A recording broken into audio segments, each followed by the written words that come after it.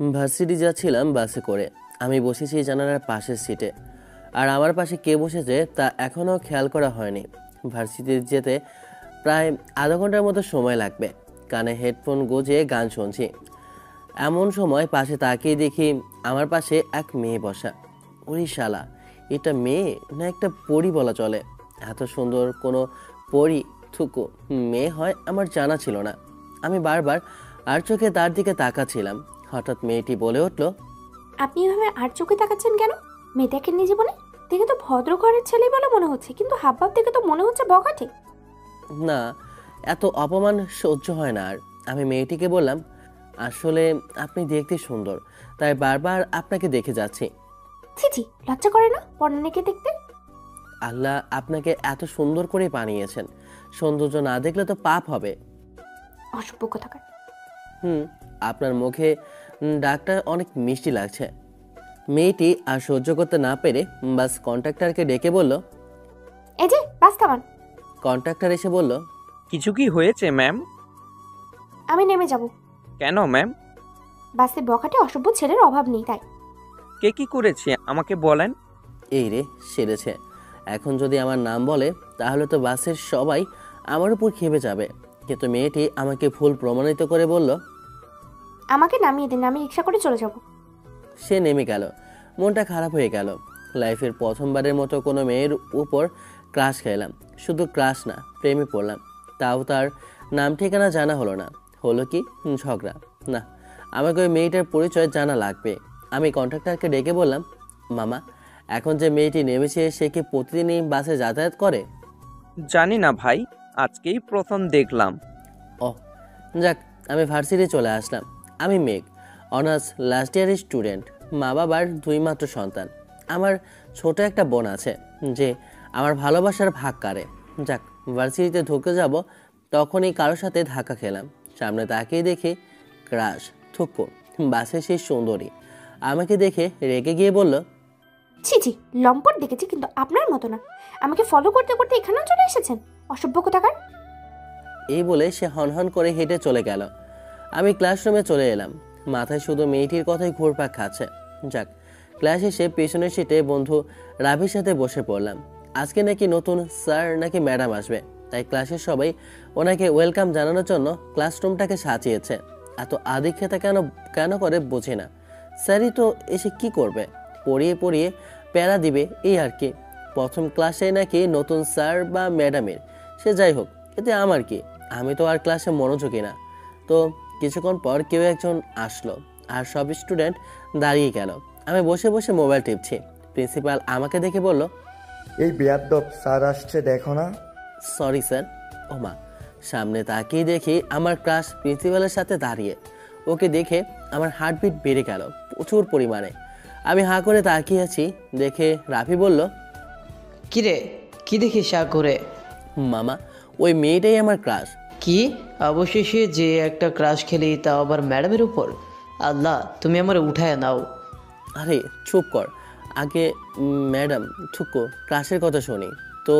নতুন ম্যাম মানে ক্লাস নিজের পরিচয় দিচ্ছে। হাই স্টুডেন্টস, আমি মায়া, তোমাদের নতুন ম্যাম। আমি সদ্য পাশ করে বেরিয়েছি, ঢাবি থেকে গ্র্যাজুয়েশন কমপ্লিট করেছি। ক্লাসের নামটা কিন্তু সেই মায়া, মনটাই জুড়িয়ে যায়। আর গলার আওয়াজটা সেই রকম মিষ্টি। আমি ম্যামের দিকে হাঁ করে তাকিয়ে আছে। ম্যাম এইটা দেখতে পেয়ে আমাকে বলল, ছেলে এদিকে এসো। ওনাকে ডাকতে দেখে আমি ভয়ে চুপসে গেলাম। আমি কাঁপতে কাঁপতে তার কাছে গেলাম। আমাকে দেখে বলল, কি হয়েছে, এত ভয় পাচ্ছ কেন? না ম্যাম, এমনি। ম্যাম প্লিজ সকালের জন্য আমাকে ক্ষমা করে দিবেন। দিব দিব, দাঁড়াও এখানে। ম্যাম আবারও বলতে লাগলো, সো স্টুডেন্ট, আমরা আজকে কোনো ক্লাস করব না। আজকে পরিচয় হব, তবে নর্মালি না, একটা গেমের মাধ্যমে। সবাই খুশিতে বলতে লাগলো, ওকে ম্যাম। তো গেমটা হচ্ছে সবাই নিজের পরিচয়টা একটা পেজে লিখবে। আমাকে দেখে বলল, এই ছেলে নাম কি? মেঘ। মেঘ, সবার থেকে কাগজটা নিয়ে আসবে, তবে কেউ সহজে কাগজটা দিবে না। কাগজের বদলে যে কাগজ নিতে যাবে তাকে একটা করে থাপ্পড় খেতে হবে। হ্যাঁ, তোমরা চাইলে কাগজ থাপ্পড় ছাড়াও দিয়ে দিতে পারো, এটা তোমাদের উপরে নির্ভরশীল। তো সবাই লিখতে শুরু করো। কাগজ নেবে মেঘ। আমি ম্যামের দিকে তাকালাম, ম্যামের ঠোঁটে হাসি দেখতে পেলাম। তাহলে কি ম্যাম এসব ইচ্ছে করেই করছে? আমি রাগ করে বললাম, এত স্টুডেন্ট থাকতে আমি কেন কাগজ উঠাবো? তোমাকেই গেমের জন্য বেস্ট মনে হলো, কি বলো সবাই? সবাই আমার দিকে তাকিয়ে বলল। ঠিক ম্যাডাম। আমি বুঝতে পারলাম আজকে আমার কালের 12টা বাজবে। সবাই রে জ্বালানোর প্রতিশোধ আজ নেবে। সবার লেখা শেষ। ম্যাম বলল, যাও এবার খাতা নিয়ে এসো। আমি প্রথমে গেলাম রাফির কাছে। সে আমাকে জোরে একটা থাপ্পড় মেরে কাগজটা দিল। এভাবে সবাই থাপ্পড় মেরে কাগজ দিল। এত করে বললাম ট্রিট দিব, এই দিব, সেই দিব, কিন্তু না, সবার থাপ্পড়ের বদলে দিবে বলল। শালা এক একটারে আমি দেখে নেব। যাক, কাগজগুলো তুলে ম্যামকে জমা দিতে গেলাম। ম্যাম কাগজ জমা নেওয়ার সময় হেসে হেসে বলল, কেমন লাগলো মেয়ে সাহেব? আর কোনোদিন বাসে কোনো মেয়ের সাথে খারাপ ব্যবহার করলে এর চেয়েও খারাপ ব্যবস্থা হবে। আমি রাগে গজগজ করতে করতে নিজের সিটে আসলাম। এসে রাফিকেই দিলাম কয়েকটা লাগিয়ে। মার খেয়ে সে বলল, দোস্ত মারিস কেন? তোর কাছ থেকে থাপ্পড় খাবো আশা করিনি। শালা অনেকদিন তোকে মারি না, তাই হাত পরিষ্কার করে নিলাম। তাহলে আসতে মারতে পারতি। আমি ওই শাকচুনি ম্যামকে দেখে নেব। ক্র্যাশ হয়েছে তো কি হয়েছে, ওরা আমি বোঝাবো। সে যতই টেবিল হোক, আমিও ফাজিলদের সর্দার। আমিও তাকে দেখে নেব। পরের দিন বাসে করে আসছিলাম। প্রায় 2টা স্টেশন পেরিয়ে আসলাম। পাশে আমার বান্ধবী নীলা বসে আছে, কিন্তু ম্যাডাম এখনও বাসে উঠলো না। আচ্ছা, ম্যাডাম কি প্রতিদিন একই সময় আসবে? পরের স্টেশনে বাস থামলো না, এবার ওঠেনি। মনে হয় ম্যাডামের বাড়ি এখানে না। বাস ছাড়তে শুরু করলো। এমন সময় কন্ট্রাক্টর বাস আবার থামালো, আর একটা মেয়ে উঠলো বাসে, কলাপাতা রঙের শাড়ি পরা। আমি হাঁ করে তাকিয়ে আছি। এইটা তো মায়া ম্যাডাম, মানে ওই ডেবিলটা। ওরে কিভাবে শিক্ষা দিব? ওরে দেখলেই তো মনটা ছটপট ছটপট করে ওঠে। যাক, মায়া ওঠে আমার সিটে বসা দেখে একটু রাগি লুকে তাকালো। তারপরে সামনে একটা সিটে বসে গেল। সারা রাস্তায় আমি তার কথাই ভাবছিলাম। বাস থেকে নেমে ক্লাসরুমে চলে আসলাম সোজা। ক্লাসে এসে আর্মি বন্ধুগুলোর সাথে আড্ডায় মেতে উঠলাম। তবে মাথায় একটা চিন্তা, ক্লাসের সবাইকে থাপ্পড় মারার শাস্তি ভোগ করতে হবে। আমি আর রাফি রুমে বসে আছি। রাফিকে কাল রাতে একটা ইঁদুর আনতে বলেছিলাম সাথে করে। আর্মিটা নিয়ে এসেছে। প্রথম ক্লাস মায়া ম্যাডামের। আরে শালার প্রতিশোধ তাইলে একসাথে নিয়ে নিতে পারবো। মায়া ম্যাডাম ক্লাস শুরু করেছেন। বারবার রাগি লুক নিয়ে আমার দিকে তাকাচ্ছেন তিনি, কিন্তু আমি তো এখনো কিছু করিনি। তবে হ্যাঁ, এখন করব। আমি রাফিকে ইশারা দিয়ে ইঁদুরটা ছেড়ে দিতে বললাম। যেই ভাবা সেই কাজ, চোরের সাথে বাটপারি করা। এবার বুঝে মজা। প্রথমে ইঁদুরটা দেখে ক্লাসের 6 প্যাক বয় রাকিব, সে ইঁদুরটাকে দেখে ভয়ে চিৎকার দেয়। তারপরে বাকি ছেলেমেয়েরাও ভয় পেয়ে চিৎকার দেয়। ইঁদুরটা এদিক ওদিক হাঁটাহাঁটি করছে। আস্তে আস্তে মায়া ম্যাডামের কাছে গেল। মনে করেছিলাম মায়া ম্যাডাম ভয় পাবে, কিন্তু আমাকে ভুল প্রমাণিত করে দ্বিতীয়বারের মতো অবাক করে দিয়ে ম্যাডাম ইঁদুরটাকে বাইরে বের করে দিয়ে বলল, এত বড় ছেলে মেয়ে হয়েও ইঁদুরকে ভয় পাও? লজ্জা করা উচিত তোমাদের। বাই দ্য ওয়ে, ইঁদুরটা এখানে এলো কি করে? রাকিব দাঁড়িয়ে বলল, ম্যাম, এইটা ওই ফাজিল ম্যাগ এনেছে। আমি রাকিবকে বললাম, আব্বে হালা, তুই আমাকে এই ইঁদুরটা আনতে দেখেছিস? আর কিছু বলতে যাব তার আগেই মায়া ম্যাডাম রাগে গজগজ করতে করতে আমার কাছে এসে বলল, এত বড় হয়েছো কিন্তু জ্ঞান বাড়েনি। নিজেকে কি ফাজিলের সর্দার বলে মনে করো? অনেক বড় মনে করো? যাও, ক্লাস থেকে বেরিয়ে যাও, এক্ষুনি বেরিয়ে যাও। কিন্তু ম্যাম। কোনো কিন্তু না, যাও, get out from my class right now. আমি বেরিয়ে আসলাম।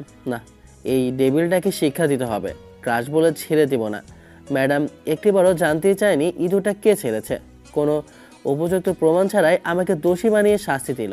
না, প্রথমে রাকিবকে শাস্তি দিতে হবে, তারপর ম্যাডামকে। পাইছি। ক্লাস শেষে সবাই বেরোচ্ছে।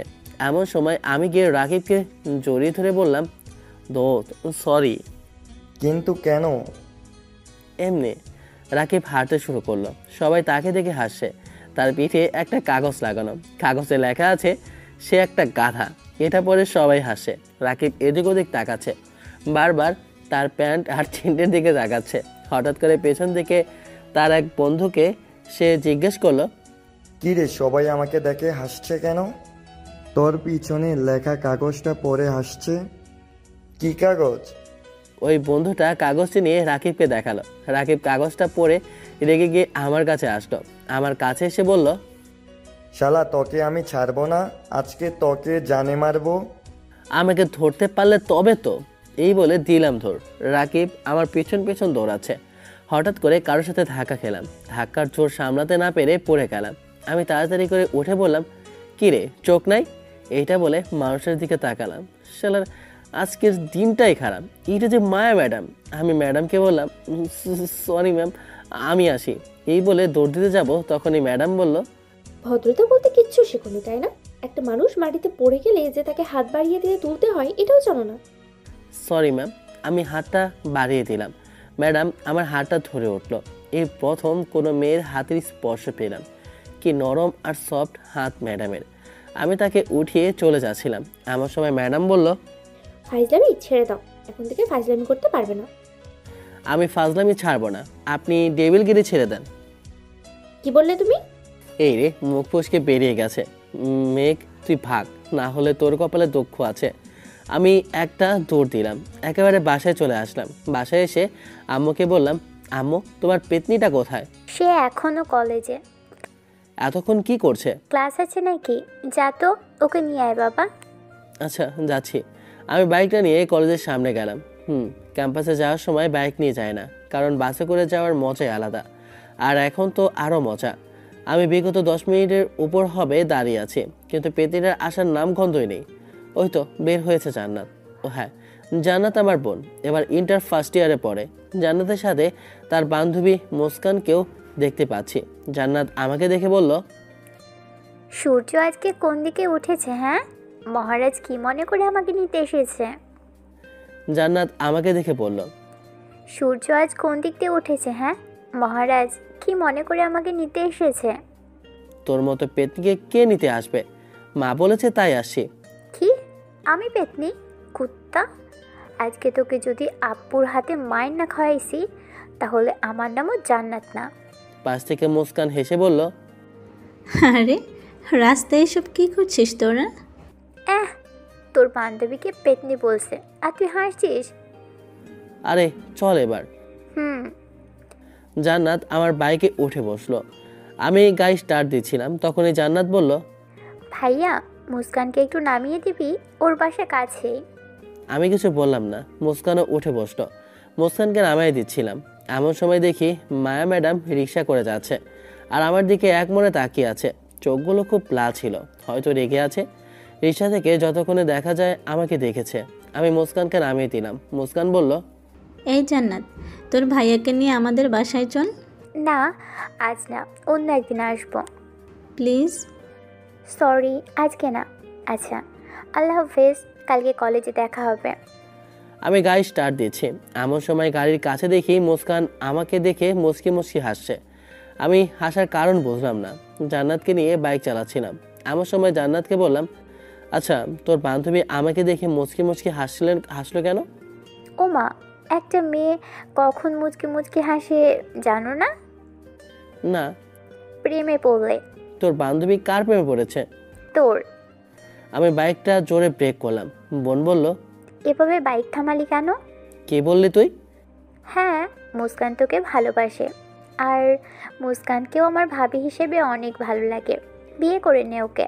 ছি, তোর বান্ধবী মানে আমার বোন। থাক, আর জ্ঞান দিতে হবে না, চল এবার। আমি বাইক স্টার্ট দিলাম। জান্নাত আবার বলল, ভাইয়া, মুস্কান কিন্তু অনেক ভালো মেয়ে। তো? অনেক সুন্দর, তো? অনেক রূপবতী, গুণবতী। আচ্ছা, এসব আমাকে বলছিস কেন? ওর সাথে প্রেম করার জন্য। থামবি এবার নাকি থাপ্পড় খাবি? প্রেম কর ওর সাথে, বিয়ে আমি দিব। জান্নাত বেশি বাড়াবাড়ি হয়ে যাচ্ছে। আমি কি কিছু না। আচ্ছা। জান্নাতকে বাসায় পৌঁছে দিয়ে আমি রুমে চলে এলাম। হঠাৎ করে একটা অচেনা নাম্বার থেকে কল আসলো। প্রথমে রিসিভ করলাম না, অচেনা নাম্বার বলে। পরপর আরও কয়েকবার কল দিল। বিরক্ত হয়ে ফোনটা ধরে বললাম, কি সমস্যা কি, বারবার কল দিচ্ছেন কেন? ওপাশ থেকে মেইলি কণ্ঠে বলল, কুত্তা, তোর সাহস তো কম না, বাইকে মেয়ে নিয়ে ঘোরাঘুরি করিস। এবার বিরক্তবোধটা আরও বেড়ে গেল। আমি মেয়েটিকে বললাম, আপনি কে? আর আমি মেয়ে নিয়ে ঘুরবো কি ঘুরবো না এটা আমার বিষয়। এই কুত্তা, তোর হাত পা ভেঙে আমি পঙ্গু করে দেবো, লুচ্চামি করে বন্ধ কর। আপনি কে? শালা, আমি তোর হবু বউ। আপনি আপনার লিমিট ক্রস করছেন। চুপ কর কুত্তা, লিমিট তুই ক্রস করেছিস। আজকের পর যদি আর কোনোদিন কোনো মেয়েকে তোর বাইকের পিছনে বসা দেখি তাহলে তোর খবর আছে। আরে মনে হয় পাবনা থেকে ছাড়া পেয়েছেন, দেরি হচ্ছে না? কি যাতা বলছেন? কি আপনি? আর আমি 100 বার মেয়ে নিয়ে ঘুরবো, এটা আপনার কি? শালা লুচ্চা, তোরে আমি ভালোবাসি, ভালোবাসি বলে এতক্ষণ সহ্য করে আছি, নাহলে হাত পা ভেঙে দিতাম। আরে যান দেখি কি করতে পারেন। তুই কিন্তু আমার রাগ বাড়িয়ে দিচ্ছিস। আরে রাখেন, এই বলে ফোনটা রেখে দিলাম। আরে চিনি না জানি না কল দিয়ে হুমকি দেয়, আবার বলে ভালোবাসি। এটা কোন ধরনের ভালোবাসা? আমি ফ্রেশ হয়ে এসে একটা ঘুম দিলাম। ঘুম থেকে উঠে বাইরে আর যাই আড্ডা দিতে। বন্ধু মহলে গিয়ে দেখি রাফি, রাহাত, সিয়াম সবাই এসেছে। আমাকে দেখে রাহাত বলল, আরে মায়া ম্যাডামের জামাই আসছে, দেখ দেখ সবাই। পাশ থেকে সিয়াম বলল, শালা তো ম্যাডাম বিয়ে করবে, তাহলে আমরা কি? আমি তাদের বললাম, আব্বে হালারা, তোদের ভাবিকে নিয়ে ভদ্রদের সাথে কথা বল, তোদের ফিউচার ভাবি সে। রাফি বলল, কইছে তোরে, তোরে দেখলে ম্যাডামের কাজ হলে, আর তোরে করবি বিয়ে? আরে দোস্ত, এইটা হচ্ছে ভালোবাসার প্রথম ধাপ। এবার বল আমার হেল্প করতে পারবে কিনা? কি হেল্প? ম্যাডামের বিষয়ে সব ডিটেলস এনে দে। দোস্ত, মায়া ম্যাডাম খুব সিধে সাধা, মাত্র পড়ালেখা শেষ করছে। কই থাকে তুই জানিস? মায়ের বাসায় তার মা বাবা আর একটা ছোট বোন আছে। ছোট বোনটা এখন কলেজে পড়ে, কোন কলেজে জানা নেই। বাবা রিটায়ার্ড আর্মি অফিসার, মা গৃহিণী, আর মায়ের ফেসবুক আইডি হচ্ছে স্পর্শী মায়া। ম্যাডামের সম্পর্কে আর কিছু জানি না। আব্বে হালা, এত ডিটেলস কিভাবে জানলি? শালা, জীবনে প্রথমবার ক্রাশ খাইলি, আর বন্ধু হয়ে বন্ধুর ক্রাশের ডিটেলস রাখবো না, এইটা কি করে হয়? দোস্ত তোরা সেরা। থাক, পামনা দিয়ে এবার রেস্টুরেন্টে চল। আমার পকেট খালি। তোর পকেট খালি হলেও আরও খালি করবো, চল এবার। শালারা সব আমার 3000 টাকা হজম করে নিল। কি পেটুক বন্ধু, কিন্তু তাদেরকে অনেক ভালোবাসি। বন্ধু কি, তাদের না দেখলে বুঝতেই পারতাম না। সবার থেকে বিদায় নিয়ে বাসায় আসলাম। বাসায় এসে একটু ফেসবুকে ঢুকলাম, তখনই দেখি একটা নতুন আইডি থেকে ফ্রেন্ড রিকোয়েস্ট আসলো। আইডির নাম মেঘা চৌধুরী। প্রোফাইলে একটা হাতের ছবি, আর ছবিতে লেখা আছে মেঘ। আমি অ্যাভয়েড করলাম। তখন এই মোবাইলে সেই অচেনা নাম্বার থেকে কল আসলো। আমি কল রিসিভ করার সাথে সাথেই বলল, কিরে, আমার ফেসবুক রিকোয়েস্ট এখন অ্যাকসেপ্ট করিসনি কেন? আপনার সমস্যা কি? কি আপনি, কি আপনার পরিচয়, কি চান আমার থেকে? তোকে চাই, তোকে ভালোবাসি। আমি আপনাকে চিনি না, ভালোবাসা তো দূরের কথা। চিনবি, আগে ফেসবুক রিকোয়েস্ট অ্যাকসেপ্ট কর। না, করব না। তোরে আমি আমাকে কি? কাঁচা জিবিয়ে খাবো। আচ্ছা, আপনি কে সেটা বলুন। সময় হলে চিনতে পারবে, আগে রিকোয়েস্ট অ্যাকসেপ্ট করো। সরি, আমি ফোনটা কেটে দিলাম। তারপর ফেসবুক থেকে লগ আউট করে বেরিয়ে গেলাম। পরদিন ক্যাম্পাসে ঢুকছি, এমন সময় বন্ধু নীলা আমাকে ডাক দিল। আমি নীলার কাছে গেলাম। কি খবর দোস্ত? ভালো, তোর? আমি ভালো নাই। কেন রে? আরে ওই মায়া ম্যাডামকে কিভাবে পটাবো সেটা বুঝতে পারছি না। হারামি, ম্যাডামের সাথে প্রেম করবি? প্রেম করার মানুষের কি অভাব হয়েছে? অভাব হয়নি, কিন্তু মায়ার অভাব হয়েছে। সত্যি মায়ার মায়ায় আমি হারাতে চাই। নীলা আর কিছু বলল না, ওর মুখটা কালো হয়ে গেল। আমি নীলাকে বললাম, কিরে কি হয়েছিল তোর? কিছু না। তাহলে ক্লাসে চল। আমি আর নীলা একসাথে ক্লাসে গেলাম। এই রে, কাম সেরেছে। ক্লাস শুরু হয়েছে, আরও 10 মিনিট চলে গেল। আমি এখনও বাইরে। আমি আর নীলা দরজার সামনে এসে দেখি মায়া ম্যাডাম ক্লাস নিচ্ছেন। উফ, কি যে সুন্দর লাগছে। সুন্দর করে হিজাব করে এসেছে, বোরকা পরা, কিন্তু মুখটা দেখা যাচ্ছে, তাই একটু রাগ হলো। এত পর্দা যখন করতে পেরেছে, তাহলে আরেকটু করে মুখটা ঢেকে আসলে কি হতো? আমি আর নীলা একসাথে বললাম, ম্যাম আসবো? ম্যাম আসবো? ম্যাম আমার আর নীলার দিকে রাগি লোক নিয়ে তাকিয়ে বলল, ভার্সিটিতে কি প্রেম করতে আসো? জি ম্যাম, বুঝতে পারলাম না আপনার কথা। এত লেট কেন? ম্যাম না মানে এটা তোমার বাসা না যে যখন ইচ্ছে ক্লাসে আসবে, যখন ইচ্ছে চলে যাবে।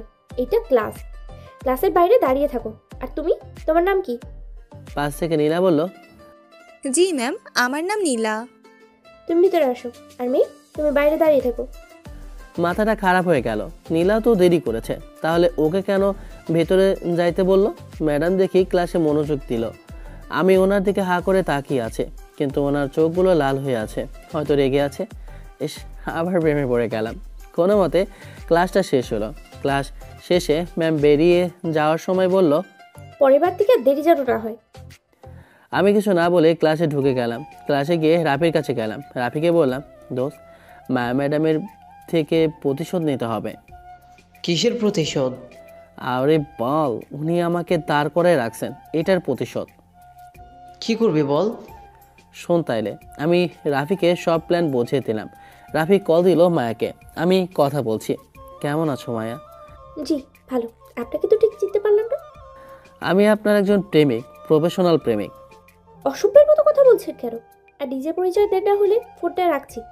আচ্ছা, আজ এই কলেজ ছুটির পর বাস স্টপে দাঁড়াবেন, আমি আসবো। হ্যালো হ্যালো, কে আপনি? আমি ফোনটা কেটে দিলাম। রাফিকে বললাম, দেখ, আজকে ওকে দাঁড় করায় রাখবো। ক্লাস শেষে আমি বের হচ্ছি, এমন সময় নীলা এসে বলল, মেঘ, বল। কিছু কথা আছে। পরে শুনবো, আগে মায়া ম্যাডামকে একটু শাস্তি দিই। চল রাফি, আসি দোস্ত। আমি চলে আসলাম। বাস স্ট্যান্ডে গিয়ে দেখি ম্যাডাম দাঁড়িয়ে আছে। আমি আর রাফি লুকিয়ে ম্যামকে কল দিলাম। কল ধরার সাথে সাথে ম্যাম বিরক্তি নিয়ে বলল, কই আপনি? এই তো আসতেছি, 5 মিনিট অপেক্ষা করেন। হুম। 5 মিনিট বলে আমি ম্যামকে আধা ঘন্টা দাঁড় করিয়ে রাখলাম। ম্যামের মুখ রোদে পুরাই খারাপ হয়ে গেল। না, এবার ম্যামকে আর দাঁড় করিয়ে রাখা ভালো হবে না। আমি আস্তে আস্তে ম্যামের পেছনে গিয়ে ম্যামকে বললাম, এটা তোমার না জানলেও চলবে। ম্যাম, কার জন্য অপেক্ষা করছেন? যার জন্য অপেক্ষা করছেন সে আসছে না। মানে? মানেটা খুব সহজ। আমি আপনাকে দাঁড় করিয়ে রাখছি। আমি আপনাকে তাহলে এসব তোমার প্ল্যান? তোমাকে আমি? কিছু করতেই পারবেন না। এই বলে দিলাম এক দৌড়। পেছন থেকে ম্যাম রাগে গজগজ করতে করতে কিছু একটা বলল। আপনি যদি ডেভিল হন, আমিও ফাজিলের কিং। বাসায় আসলাম। বাসায় ঢুকে দেখি জান্নাত তার বান্ধবী মুস্কানকে নিয়ে আড্ডা দিচ্ছে। মুস্কান আমাকে দেখে একটু লজ্জা পেল।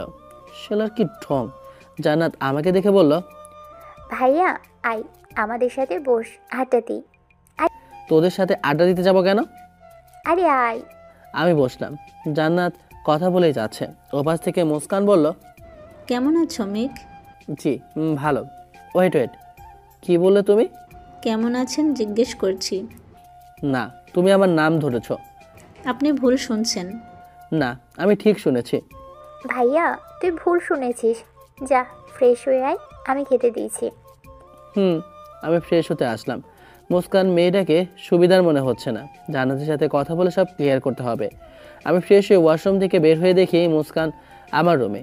ওকে দেখে ঘাবড়ে গেলাম। আমি ওকে জিজ্ঞেস করলাম, কি চাই? কিছু না, একটু রুমটা দেখছিলাম। দরকার নেই, যাও নিচে যাও। মুস্কান চলে গেল। আমি গিয়ে খাবার খেয়ে রুমে এসে ঘুম দিলাম। ঘুম থেকে উঠে দেখি জান্নাত আমার পাশে বসে আছে।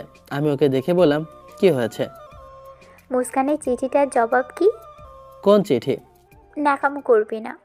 কোন চিঠির কথা বলছিস? আরে মুস্কান, যেটা তোর বালিশের নিচে রেখেছিল। আমি বালিশের নিচে হাত দিয়ে দেখি একটা কাগজ। কাগজটা খুললাম। কাগজে লেখা আছে, প্রিয় মেঘ, প্রথম দেখায় তোমার প্রেমে পড়ে গেছি। তোমাকে অনেক ভালোবাসি। প্লিজ আমার ভালোবাসা গ্রহণ করো। চিঠিটা পড়ে মাথা খারাপ হয়ে গেল। জান্নাত জিজ্ঞেস করলো, কি লেখা আছে ভাইয়া? আর তোর উত্তর কি? তোকে মানা করেছিলাম ওই মেয়েটাকে প্রশ্রয় না দেওয়ার জন্য, কিন্তু তুই আর আমি ওকে ভালোবাসি না, আমি অন্য কাউকে ভালোবাসি। জান্নাত কিছু না বলে চলে গেল। এই প্রথম আমি আমার বোনটাকে মারলাম। ওকে কোনোদিন আঘাত দেয়নি, কিন্তু আজকে আমি ওর গায়ে হাত তুললাম। ছি! আমি জান্নাতের রুমে গেলাম। সে লাইট অফ করে শুয়ে আছে। আমি শিওর সে কাঁদছে। আমি লাইট অন করে তার পাশে গিয়ে বসে বললাম, সরি বোন, আমি ভুলে থাপ্পড় দিয়েছি, সরি, মাফ করে দে আমাকে। কাঁদিস না বোন, প্লিজ, তোর কান্না সহ্য করতে পারি না আমি। জান্নাত কাঁদতে কাঁদতে বলল, আমি অনেক খারাপ, তাই না ভাইয়া? না বোন, তুই সবার থেকে বেস্ট, সরি। না ভাইয়া, আমি সরি, আমি একটু বেশি করে ফেলেছি। না বোন, কিন্তু আমি অন্য কাউকে ভালোবাসি যে। কে সে ভাইয়া? কালকে দেখাবো, যাবি আমার সঙ্গে? অবশ্যই যাব, ভাবিকে দেখা লাগবে। এবার কান্না থামা। আমাকে মারলি কেন? সরি রে, খুব লেগেছে তাই না? বল, কি করলে আমাকে মাফ করবি? আমার জন্য ফুচকা, আইসক্রিম আর চকলেট নিয়ে আয়, তারপর মাফ করব। আচ্ছা, আনতেছি। তুই আমার বেস্ট ভাইয়া। থাক, আর পাম দেওয়া লাগবে না। আমার জন্য ফুচকা, আইসক্রিম আর চকলেট নিয়ে আয়, তারপর মাফ করব। আমি বোনের জন্য তার অর্ডার মতো সব খাবার নিয়ে আসলাম। সে খেয়েই চলেছে। বুঝি না মেয়েরা এত চকলেট আর ফুচকা পাগলি হয় কেন। ওর তো জানা থাকলে একটু আমাকে বলেন। পরের দিন বোনকে নিয়ে বাসা থেকে বের হচ্ছি, এমন সময় মোবাইলে সেই অচেনা মেয়েটার কল আসলো। আমি কল ধরলাম না, সাথে সাথেই মেসেজ আসলো, কুত্তা কল ধর। এইটা মেয়ে নাকি কি, কথায় কথায় শুধু রেগে যায়, চিনি না যায় না, শুধু শুধু আমাকে ডিস্টার্ব করেই যাচ্ছে। আবার কল আসলো। আমি কলটা ধরে বিরক্তি স্বরে বললাম, আপনার কি সমস্যা? আমাকে বারবার কল দেন কেন? আপনার পরিচয় দেন, না হলে আমি কল কেটে দিচ্ছি। তুই কল কেটে দেখ, শুধু মাথা ফাটিয়ে দেবো। আপনি কে বলুন প্লিজ। আমি তোকে ভালোবাসি মেঘ, সময় হলে জানতে পারবি আমি কি। না, এখন বলুন। তোরা না বলছি না। আচ্ছা ভাই, আমি ফোনটা কেটে দিলাম। আজকে যেহেতু বোনকে নিয়ে যাব, তাই বাইকটা নিলাম। বাইকের পেছনে বোন বসে আছে। আমি আর বোন ক্যাম্পাসের দিকে যাচ্ছি। গেটের কাছে আসতেই দেখি মায়া ম্যাডাম দাঁড়িয়ে আছে। আমার দিকে একবার তাকিয়ে চোখ নামিয়ে নিল। আমার কেমন জানি মনে হলো ম্যাডাম রেগে আছে, প্লাস কান্নাও করেছে। ওনার চোখগুলোর মাঝে আমি স্পষ্ট দেখতে পেয়েছি। ওনাকে এইভাবে দেখে আমার বুকের ভিতর কেমন জানি করে উঠল। কিন্তু ওনার এমন অবস্থা কেন? আমি বোনকে গাড়ি থেকে নামিয়ে গাড়ি পার করে আসলাম। গাড়ি পার করে বোনকে নিয়ে রেস্টুরেন্টে বসলাম। এমন সময় নীলা এসে বলল, মেঘ, কি খবর তোর? এই তো ভালো। আমি যদি ভুল না হই তাহলে এইটা তোর বোন জান্নাত। হুম। তাহলে এতদিনে তোর মহারানী বোনকে দেখার সুযোগ পেলাম। জানো জান্নাত, আমার সাথে থাকলে সারাদিন শুধু বলে, জানিস নীলা, আমার বোন এমন, আমার বোন এইটা করেছে, আমার বোন আমার অনেক কেয়ার করে। পাশ থেকে জান্নাত লাফ দিয়ে উঠে বলে, সত্যি বলছো আপু? আমারে বাসায় সারাদিন পৌঁছায়। কি মেঘ, এটা কিন্তু ভালো না। আমি কিছুই করি নাই, আমি নির্দোষ। ভাইয়া, সব ঢং। তবে হ্যাঁ, তুই আমার বেস্ট ভাইয়া। এইটা বলে জান্নাত আমার গা টেনে দিল। ক্লাসে তাকিয়ে দেখি মায়া ম্যাডাম আমার দিকে তাকিয়ে আছে। আমি ফিরতে সে মুখ ঘুরিয়ে নিয়ে চলে গেল। আমি জান্নাতকে নীলার সাথে থাকতে বলে ক্লাসে আসলাম। প্রথম ক্লাস করতে হবে অবশ্যই, কারণ হাজার হলেও ভালোবাসার মানসিক ক্লাস। তো ক্লাসের সামনে এসে ম্যাডামকে বলি, ম্যাম আসতে পারি? আরে মেঘ সাজছে, আসেন আসেন। বুঝলাম না আজ ম্যাডাম এত ভালো মোড়ে কেন? না, লক্ষণ ভালো ঠেকছে না। ম্যাডাম হুট করে বলল, স্টুডেন্ট, আজকে আমরা একটা টেস্ট নিব তোমাদের। আমি টেস্টের কথা শুনে ঢুক গিতে রাখলাম। আমি শিওর ম্যাডাম কালকে ঘটনাটি প্রতিশোধ নেবে। ম্যাম টেস্ট নেওয়া শুরু করলো। প্রথমে ম্যাডামের খপ্পরে পড়লো রাফি। সে কীভাবে জানি পাশ করে গেল। আরও কয়েকজনের পরে আসলো আমার পালা। ম্যাম আমাকে এমন একটা প্রশ্ন করলো যার উত্তর আমি কেন, ম্যাডাম হয়তো স্বয়ং নিজেও জানে না। আমি পারবো না দেখে ম্যাডাম বলে উঠলো, সারাদিন তো বাইকে করে মেয়ে নিয়ে ঘোরাঘুরি করো, আজকে একটা কালকে আরেকটা নিয়ে, কিন্তু লেখাপড়া একদম জিরো। এত বড় হয়েছো, এখন কি নিজের ক্যারিয়ারে ফোকাস করবে না? যত্তসব। ম্যাডামের এমন কথায় রাগ উঠে গেল। নিজেকে কন্ট্রোল করতে না পেরে রুম থেকে বের হয়ে গেলাম। রাফি কয়েকবার ডেকেও আমাকে থামাতে পারেনি। কিছু না জেনে ম্যাডাম এইটা বলবে আমি তা আশা করিনি। বাইকের পিছনে মেয়েটা যে আমার বোন, না, ওনাকে এবার দেখাতে হবে ফাজিল কিং মেয়ে কী করতে পারে। আমাকে এভাবে বেরিয়ে যেতে দেখে পুরো ক্লাস স্তব্ধ। সবাই জানে আমি কেমন ফাজলামো সারাদিন করলেও মেয়েদের সাথে কোনোদিনও সম্পর্কে জড়াইনি আমি। ক্লাস শেষে মায়া ম্যাডাম যখন বের হতে যাবে তখনই রাফি ম্যামকে ডেকে বলল, ম্যাম। বলো, নিজের বন্ধু হয়ে সাফাই দিতে আসবে না? জি ম্যাম, সাফাই অবশ্যই দিব। আপনি যে আমার বন্ধুকে বললেন বাইকে করে সে মেয়ে ঘোরায়, একটা ছেড়ে আরেকটা ধরে, জানেন বাইকে বসা মেয়েটাকে? কে আবার? ও নতুন প্রেমিকা আর কি? জি না, ওর বোন জান্নাত। মেঘের বাইকের পেছনের সিট শুধু ওর বোনের জন্যই রিজার্ভ। এমনকি আমাকেও বসতে দেয় না। কেউ ওর বাইকের পেছনের সিটে বসতে চাইবে বলে সে বাইক নিয়ে ভার্সিটিও আসে না। আর আপনি সে ভাই বোনের সম্পর্ক নিয়ে এত কথা বললেন? আর হ্যাঁ, পুরো ক্যাম্পাসে জিজ্ঞেস করে দেখবেন আজ পর্যন্ত আমার বন্ধু মেঘ কোনো মেয়ের দিকে তাকিয়েছে কিংবা প্রপোজাল দিছে কিনা। আসি ম্যাডাম। আমি রাগ করে বোনের কাছে আসলাম। আমাকে রাগ করতে দেখে বোন বলল, কি হয়েছে রে ভাইয়া? কিছু না। জান্নাত বলল, ভাইয়া দেখাবি না? পাশ থেকে নীলা বলল, কি দেখানোর কথা বলছো জান্নাত? আমি বললাম, কিছু না দোস্ত। জান্নাত, আমি তোকে পরে দেখাবো। নীলা, আসি এখন, বোনকে দিয়ে আসবো। কিন্তু ভাইয়া, এত তাড়াতাড়ি কেন? আর একটু পর। না, এখনই যাবি চল। আমি জান্নাতকে নিয়ে বাইক স্টার্ট দিচ্ছি, এমন সময় দেখি মায়া ম্যাডাম জানলা দিয়ে আমার দিকে তাকিয়ে আছে। চোখটা কেমন ভিজে গেছে। না, আমাকে দুর্বল হলে চলবে না, ওনাকে শাস্তি দিতেই হবে। আমি জান্নাতকে নিয়ে বাসায় চলে আসলাম। জান্নাত আমার উপর রাগ করে বলল, ভাইয়া কি হয়েছে তোর? ভাবিকে না দেখিয়ে নিয়ে আসলি যে? অন্য একদিন দেখাবো, যা ফ্রেশ হয়ে খেতে আয়। হুম। আমি রুমে গিয়ে ফ্রেশ হয়ে মোবাইলটা হাতে নেওয়ার সাথে সাথেই অচেনা মেয়েটির কল আসলো আবার। আমি ফোনটা ধরলাম, খুব বিরক্তি লাগছে। তারপরও বারবার কল দিয়ে যাচ্ছে। বাধ্য হয়ে ফোনটা ধরে বললাম, আপনার সমস্যা কি? এত কল দিয়ে ডিস্টার্ব করেন কেন? তো সব সরি। সরি কেন? এমনিতেই। এসব ফালতু কথা বলার জন্য কল দিয়েছেন? বাই। ফোনটা কেটে আমি নিচে গেলাম। খাইতে ইচ্ছে করছে না, মায়ের উপর অনেক রাগ হচ্ছে।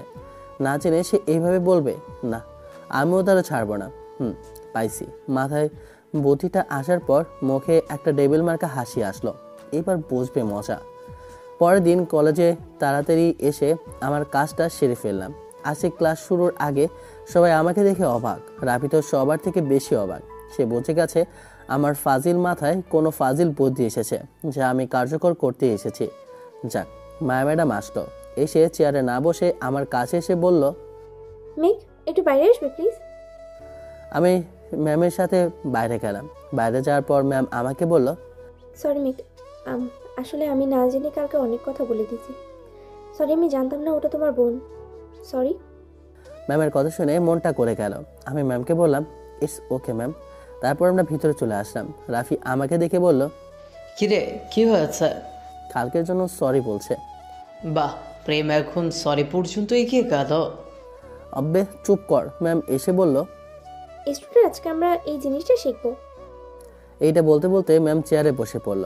আর বসার আগে আমি চিৎকার দিয়ে যাব, তার আগে ম্যাম চেয়ার ভেঙে ধপাস করে নিচে পড়ে গেল।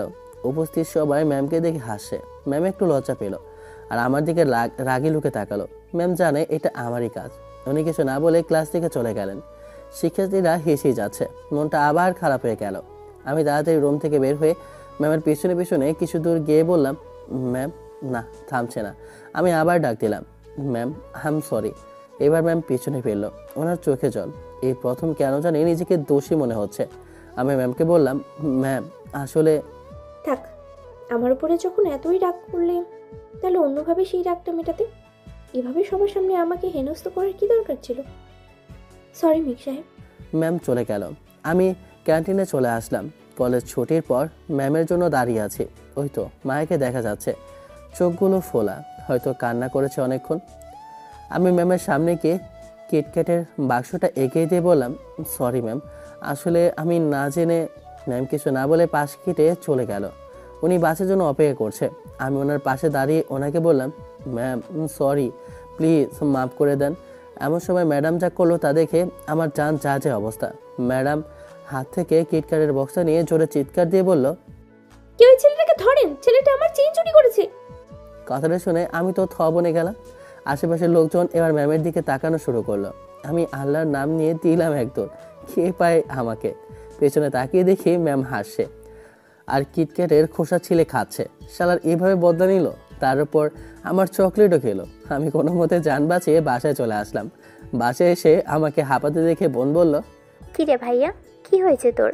এভাবে হাঁপাচ্ছিস কেন? পাগলা কুকুর পিছনে লাগছিল। কথাটি শুনে ভেতরের ঘর থেকে কে যেন হেসে উঠল। আমি জান্নাতকে জিজ্ঞেস করলাম, কি রে, কি হাসছে? আমার বান্ধবী মুস্কান। আমি রুমে চলে আসলাম। রুমে আসার পর আমার পিছু পিছু মুস্কানও আসলো। এসে দরজার কাছ থেকে দাঁড়িয়ে আমাকে বলল, ভেতরে আসতে পারি? না চাইতো তাকে আসতে বললাম। এসে আমাকে বলল, আপনাকে ওই দিন একটা চিঠি দিয়েছিলাম, তার উত্তরটা জানতে এসেছি। কি চিঠি? এত ঢং করেন কেন? মুখ সামলে কথা বলুন। আচ্ছা সরি, প্লিজ উত্তরটা বলুন। আপনি যা ভাবছেন তা কখনো সম্ভব না, প্লিজ চলে যান। মুস্কান আমাকে বলল, সত্যি আমি তোমাকে অনেক ভালোবাসি মেঘ, তোমাকে ছাড়া আমি বাঁচব না। প্লিজ, আমি তোমাকে অনেক ভালোবাসি। আমি ভালোবাসি না, প্লিজ চলে যান। না, আমি যাব না। আমি চিৎকার করে জান্নাতকে বললাম, জান্নাত তোর বান্ধবীকে নিয়ে যা। জান্নাত দৌড়ে এসে বলল, কি হয়েছে ভাইয়া? তোর বান্ধবীকে নিয়ে যা। কি হয়েছে মুস্কান? মুস্কান কিছু না বলে জান্নাতের সাথে চলে গেল। কি একটা অবস্থা, মাত্র কলেজে পড়ে আর আমাকে ছাড়া নাকি বাঁচবে না। এইসব আবেগ কই যে রাখে। আমি ফ্রেশ হয়ে ফেসবুকে ঢুকলাম। ফেসবুকিং করছি এমন সময় মেঘা চৌধুরী আইডি থেকে মেসেজ আসলো। রিকোয়েস্ট অ্যাকসেপ্ট করেন। আমি কোনো রিপ্লাই করলাম না, সাথে সাথে মোবাইলে কল আসলো। বলছি না এই মেয়ে কী পাইছে। কল ধরে বিরক্তি স্বরে বললাম, কি হয়েছে কি? মেয়েটা কিছু না বলে হাসতে লাগলো। আমি ওনাকে বললাম, আপনি হাসেন কেন? আপনার কথা ভেবে। আমাকে কি জোকার মনে হচ্ছে? না, তার থেকেও বেশি। একটা মেয়ে আপনাকে যেই দৌড়ানিটা দিল। আমি অবাক হয়ে বললাম, আরে তোমাকে ভালোবাসি, তোমার সামান্য খবরটুকু রাখবো না, তা কি করে হয়? আপনি এসব জানেন কিভাবে? আরে তোমাকে ভালোবাসি, তোমার সামান্য খবরটুকু রাখবো না, তা কি করে হয়? মাথায় ঢুকছে না এই মেয়েটার কাছে আমার এইসব খবর কিভাবে। না, আমাকে সাবধান হতে হবে। ফোনের অপর পাশ থেকে মেয়েটি বলল, চান্দু, তুমি যা ভাবছো তা কখনোই হবে না। ভাবছি মানে কি ভাবছি আমি? যতই সাবধানে থাকো না কেন, তোমার খবর আমার কাছে থাকবেই। এই রে, এই মেয়েটা কিভাবে আমার কথা বুঝতে পারছে? না, এর সাথে বেশিক্ষণ কথা বলে পাগল হয়ে যাব আমি। আমি আর কিছু না বলে ফোনটা কেটে দিলাম। ফোন কেটে ফেসবুকে ঢুকলাম ক্লাসের আইডিতে অনেকক্ষণ ঘোরাঘুরির পর রিকোয়েস্ট পাঠাবো কি পাঠাবো না ভাবতে ভাবতে পাঠিয়ে দিলাম। ও মা, সাথে সাথে দেখি অ্যাকসেপ্ট করলো।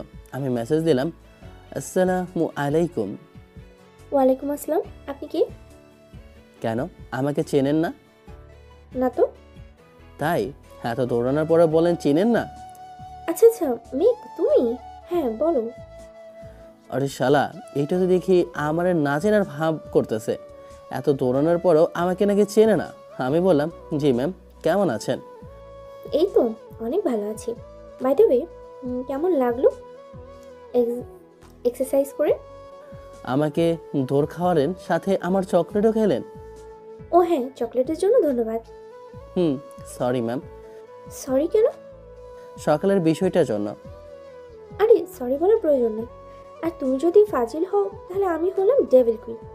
আচ্ছা, আমিও দেখবো আপনি কতটুকু ডেভিল। আর পড়ালেখায় একটু মন দাও। মন তো দিয়ে দিলাম। কোথায়? পড়ালেখায়। ভালো। আচ্ছা ভাই, পরে কথা হবে। ম্যাম অফলাইনে চলে গেল। আমিও অফলাইনে চলে গেলাম।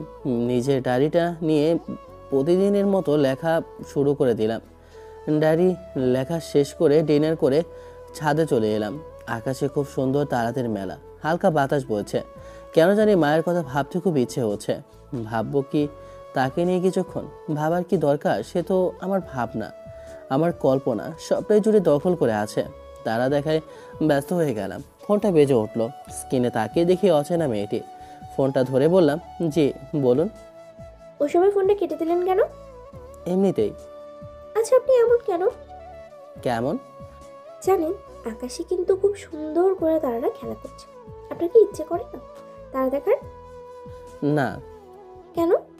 খোলা আকাশ আমার ভালো লাগে না। তাই তো ছাদে বসে আকাশ পানে তাকিয়ে আছেন। বুঝলাম না। ছাদে বসে বসে কি করেন তাহলে? কই, আমি তো নিচের রুমে। আপনাকে স্পষ্ট দেখা যাচ্ছে। আপনাকে বলেছিলাম আপনার প্রতিটা মুহূর্তের খবর আমি রাখি। বাই দ্য ওয়ে, আজকের পর আর ওই মেয়েটা আপনাকে ডিস্টার্ব করবে না। কোন মেয়েটা? ওই মুস্কান মেয়েটি। মানে? ওমা, আপনাকে না প্রপোজ করছে সে। আপনি জানেন কিভাবে? সত্যি করে বলুন তো, কে আপনি? আপনাকে ভালোবাসি। আপনাকে চিনি না, জানি না, ভালোবাসার কথা আসলো কোথা থেকে? আমাকে চিনতে হবে না, শুধু ভালোবাসলেই হবে। সরি, রাখি, আল্লাহ হাফেজ। ফোনটা রেখে আমি রুমে ফিরে আসলাম। না, আমাকে খুঁজে বের করতে হবে কে এই মেয়ে, কেনই বা আমার পিছু লেগেছে, জানা দরকার। পরদিন ক্যাম্পাসে বসে আছি রাফির সাথে। রাফিকে বললাম, দোস্ত, একটা মেয়ে কল দিয়ে বলে ভালোবাসি। কি বলিস শালা, তোর তো কপাল খুলে গেছে। আরে পুরো কথাটা তো শুনবি আগে। বল। মেয়েটা আমার উপর নজর আছে। আমার মনে হয় মেয়েটি আমার পরিচিত। তুই একটা কাজ কর। কি? মেয়েটাকে খুঁজে বের কর। এই নে নাম্বার। ওকে মামা, আমি দেখি। এবার ক্লাসে চল। দুজনে ক্লাসে ঢুকলাম। কিছুক্ষণ পর ক্লাস আসলো। ক্লাস নেওয়া শুরু করলো। আমি হাঁ করে ক্লাসকে দেখাই ব্যস্ত। অর্থাৎ ক্লাস মানে ম্যাম আমাকে ডাক দিল। মেঘ? জি। এই সলিউশনটা করো। আমি বোর্ডে গিয়ে সবার আগে সলিউশনটা করলাম। ম্যাম আমাকে বলল, বাহ, এত তাড়াতাড়ি কিভাবে করলে এটা? এইটা খুব সহজ সলিউশন। তোমার মাথায় তো অনেক ট্যালেন্ট, তাহলে সারাদিন ফাইজলামি করো কেন? একটু পড়ালেখায় মনোযোগ দাও। চেষ্টা করব। হাজার হলো আপনি বলছেন। মানে? না মানে জি ম্যাডাম, আমি চেষ্টা করব। ভালো, যাও এবার সিটে যাও। আমি সিটে চলে গেলাম। ক্লাস শেষে ম্যাম চলে গেল। আবার বোরিং লাগা শুরু হয়ে গেল। একটু ক্যান্টিনে যাওয়া দরকার। ক্যান্টিনে ঢুকে বসতে যাব, এমন সময় দেখি মায়া কোনো একটা ছেলের সাথে বসে কফি খাচ্ছে আর হেসে হেসে কথা বলছে। এইটা দেখে মাথা পুরাই খারাপ হয়ে গেল। তবুও নিজেকে সংযত করে রাগ নিয়ে চলে আসলাম। তার মানে কি ম্যাডামের বয়ফ্রেন্ড আছে? যদি থাকে তাহলে না না, কিন্তু আমি এইসব ভাবছি কেন? ম্যামের উপর তো আমি শুধুই ক্রাশ খেয়েছি, কিন্তু সত্যি কি ক্রাশ নাকি অন্য কিছু? না, আমি পারছি না। আমি বাকি ক্লাস না করে চলে এলাম বাসায়। বাসায় এসে কিছুই না খেয়ে ঘুমিয়ে পড়লাম। সন্ধ্যার দিকে ঘুম ভাঙলো। ঘুম ভাঙতে দেখি মোবাইলে অনেকগুলো কল, সবকটি অচেনা মেয়েটির। প্রথমে বিরক্ত লাগলেও কেন জানি আজকে একটু কথা বলতে মন চাইলো। আমি কল ব্যাক করলাম, সাথে সাথেই ফোনটা ধরলো। হয়তো আমার ফোনেরই অপেক্ষা ছিল। ফোন ধরে কান্না করতে করতে বলল, আপনি কোথায় ছিলেন? জানেন কত টেনশন হচ্ছিল? আমি সত্যি আপনাকে অনেক ভালোবাসি। কান্না থামান, আমি ঘুমিয়েছিলাম। সরি, আমি সত্যি সরি। সরি কেন? এমনিতেই আপনি আমাকে কষ্ট দিতে ভালোবাসেন, তাই না? আমি আপনাকে কষ্ট দিতে যাব কেন? আপনাকে তো আমি চিনিই না। কেন? আমাকে না দেখলে কি ভালোবাসা যায় না? না। এটা কোথায় আছে যে না দেখলে ভালোবাসা যায় না? আছে। কোথায়? যেখানে থাকুক না কেন, আগে আপনি আপনার পরিচয় দিন প্লিজ। বললাম তো আমার নাম মেঘা। সেটা আমিও জানি, এরপর বলেন। তারপর আর কিছুই বলতে পারবো না। কেন? এমনিতেই। আচ্ছা, পরে কথা বলবো, রাখি। আমি ফোনটা কেটে দিলাম। মেঘা আবার কল করতে লাগলো। আমার মন ভালো নাই, কিন্তু কেন? সকালের বিষয়টার পর কেন আমার এমন হচ্ছে? আমি শুধু ক্রাশ খেয়েছি তাহলে? আচ্ছা, ম্যামের সাথে যে ছেলেটি ছিল সেটি কি তার বিএফ নাকি? ভালো লাগছে না। বাইরে গেলাম ঘুরতে। কিছুক্ষণ একা একা ঘোরাঘুরি করে বাসায় চলে আসলাম। বাসায় এসে দেখি আব্বু বসে আছে। আমাকে দেখে বলল, কিরে মেঘ, কোথায় ছিলি? আব্বু, একটু বাইরে গিয়েছিলাম। কেন আব্বু? পরশু তোর চাচাতো ভাই অনিকের বিয়ে। কি বলো? অনেক ভাইয়ের বিয়ে আর আমাকে বললো না? আরে হঠাৎ করেই বিয়ে ঠিক হয়ে গেল, তাই তুই আজকেই যাবি বিকেলে, আর আমরা সবাই কালকে যাব। আচ্ছা। আমি ব্যাগপত্র গুছিয়ে বাসের টিকিট কেটে বাসে উঠে পড়লাম। আমার পাশের সিটটা খালি, হয়তো কেউ আসবে না। যাক, ভালোই হয়েছে। বাস স্টার্ট দিচ্ছে। এমন সময় কন্ট্রাক্টর একটা মেয়েকে আমার পাশে এনে বলল, আপা, এইটা আপনার সিট। মেয়েটি আমাকে দেখে একটু বিরক্ত হয়ে পড়ল। এখানে বসতে হবে আমায়? ও আপা। মেয়েটি কেমন করে যেন তাকালো। সেই তাকানোটাই বলে দিচ্ছে সে আমার পাশে বসতে ইচ্ছুক না। তাতে আমার কি? আমি জানালার পাশে সিটটা পাইছি, ওটাই অনেক। বাস ছেড়েছে আধা ঘন্টা হয়ে গেল। মেয়েটা আবার হাঁপিয়ে উঠেছে। আমি জানি সে কি চায়। সে না প্রতিটা মেয়ে চায়। আরে ভাই, খারাপ কিছু না, জানালার পাশের সিটে বসতে চায় আর কি। আমি মেয়েটিকে বললাম, আপনি চাইলে এইদিকে বসতে পারেন। মেয়েটি কিছু না বলে উঠে দাঁড়ালো। তারপর আমি বের হওয়ার সাথে সাথে সে আমার সিটে খপ করে বসে গেল। আমি তার সিটে বসলাম। তার থেকে থ্যাঙ্কস পাবো আশা করিনি। আমাকে ভুল প্রমাণিত করে মেয়েটি আমাকে বলল, ধন্যবাদ। আমি কিছু না বলে কানে হেডফোন গুঁজে দিয়ে গান শুনতে ব্যস্ত। মেয়েটি রাগ করে জানালার বাইরে তাকিয়ে কিছু একটা বলছে, সেটাও খেয়াল করলাম আর চোখে। আমি মায়ের ভাবনার মগ্ন, কিন্তু যখনই সকালের বিষয়টার কথা মনে পড়ে তখনই মনটাই খারাপ হয়ে যায়। ঘড়িতে তাকিয়ে দেখি বিকাল 5টা বাজে, আরও 1 ঘন্টার মতো লাগবে। আমি মোবাইলটা হাতে নিয়ে ফেসবুকিং করছিলাম। মেয়েটি আমাকে বলল, আচ্ছা, আপনার নাম কি? জি। আমাকে বলছেন? এই মা, আপনি ছাড়া এখানে কেউ আছে নাকি? জি। বলে কি হবে? আপনি তো দেখি আরেক অদ্ভুত মানুষ। কেন? আপনাকে প্রশ্ন করি, একটা উত্তর দেন আরেকটা। জি। আমি মেঘ। আবার আমারটাকে জিজ্ঞেস করবেন না? জি বলুন। কি বলতাম? জিজ্ঞেস না করলে বলবো কিভাবে? জি। আপনার নাম কি? আমার নাম ইরা। হুম। আপনার পাশে একটা সুন্দরী মেয়ে বসে আছে, আর আপনার কথা বলতে ইন্টারেস্ট হচ্ছে না? সুন্দরী? এই, আপনি হাসছেন কেন? সুন্দরী বলেছেন তাই। কেন, আমি সুন্দর না? অবশ্যই না। মেয়েটির আগে অন্যদিকে মুখ ঘুরিয়ে নিল। আমি বললাম, সরি। আপনি হাসেন কেন? না মানে, আমার একটা এবিলিটি আছে, বুঝছেন? এবিলিটি হচ্ছে যে কারোর সাথে মিথ্যের আগের অভিনয়টা খুব ভালো পারি। তার মানে হুম। আপনিও আমার মতো ফাজিল টাইপসের, তবে আমার থেকে কম। না, আমি বেশি। আচ্ছা আচ্ছা, বেশি। তো কোথায় যাবেন? চাচাতো ভাইয়ের বিয়েতে। আপনি? আমিও আমার কাজিনের বিয়েতে যাচ্ছি। তো কোথায় যাবেন? জামালপুর। আমিও তো সেখানে যাব। তো কোন ক্লাসে পড়েন? আমি অনার্স লাস্ট ইয়ার। আপনি? আমি নিউ ফার্স্ট ইয়ারে ভর্তি হয়েছি। কোন ভার্সিটি? ঢাবি। আমিও তো সেখানে। দেখবেন একই জায়গায় পড়ি কিন্তু কোনো দিন কাউকে দেখিনি। প্রকৃতি আমাদের দেখা হওয়াটা পূর্ব নির্ধারিত করে রেখেছে তাই। দেখতে দেখতে আমরা আমাদের গন্তব্যে পৌঁছে গেলাম। বাস থেকে নেমে মেয়েটি বলল, তাহলে ক্যাম্পাসে দেখা হবে। আপনি বাকিদের থেকে আলাদা কেন? আপনার জায়গায় অন্য কেউ হলে নাম্বার খুঁজতো। জি, নাম্বার খোঁজা আমার স্বভাব না। জানি। কিভাবে? মানুষকে দেখেই বোঝা যায়। হয়তো। আসি। আমি বিদায় নিয়ে রিক্সায় উঠলাম। চাচার বাসার গেটের সামনে এসে ভাড়া মিটাচ্ছি। তখন দেখি মেয়েটা রিক্সা থেকে নেমে আমাকে দেখে বলল, আপনাকে দেখি তো সত্যি বোঝা কঠিন। নাম্বার না নিয়ে আমার পিছু পিছু চলে আসলেন। এই যে মিস, মাইন্ড ইউর ল্যাঙ্গুয়েজ। আপনাকে ফলো করতে যাব কোন দুঃখে? এইটা আমার চাচার বাড়ি, আর আমার চাচাতো ভাইয়ের বিয়েতে এসেছি। ওয়েট, আপনার চাচার বাসা মানে? অনিক ভাইয়া আপনার? ও, আমার চাচাতো ভাই। অনিক ভাইয়া আমার ফুফাতো ভাই। আমাদেরকে ঝগড়া করতে দেখে চাচি বাইরে এসে আমাদের দুজনকে দেখে বলল, কি রে মেয়ে, কি হয়েছে? আরে ইরা, তুই কবে এলি রে? এইমাত্র এলাম ফুপু। আয় ভিতরে আয়। মেঘ, আয় বাবা। আমি আর ইরা ভিতরে গেলাম। ভিতরে গিয়ে ইরা বলল, সরি, আসলে আমি। থাক, সমস্যা নেই, একটু মিস্টেক হতেই পারে, ইটস ওকে। ধন্যবাদ। আমরা নিজ নিজ রুমে চলে গেলাম। ফ্রেশ হয়ে এসে খাবার টেবিলে বসে চাচিকে বললাম, চাচি খুব ক্ষুধা লেগেছে, খেতে দাও।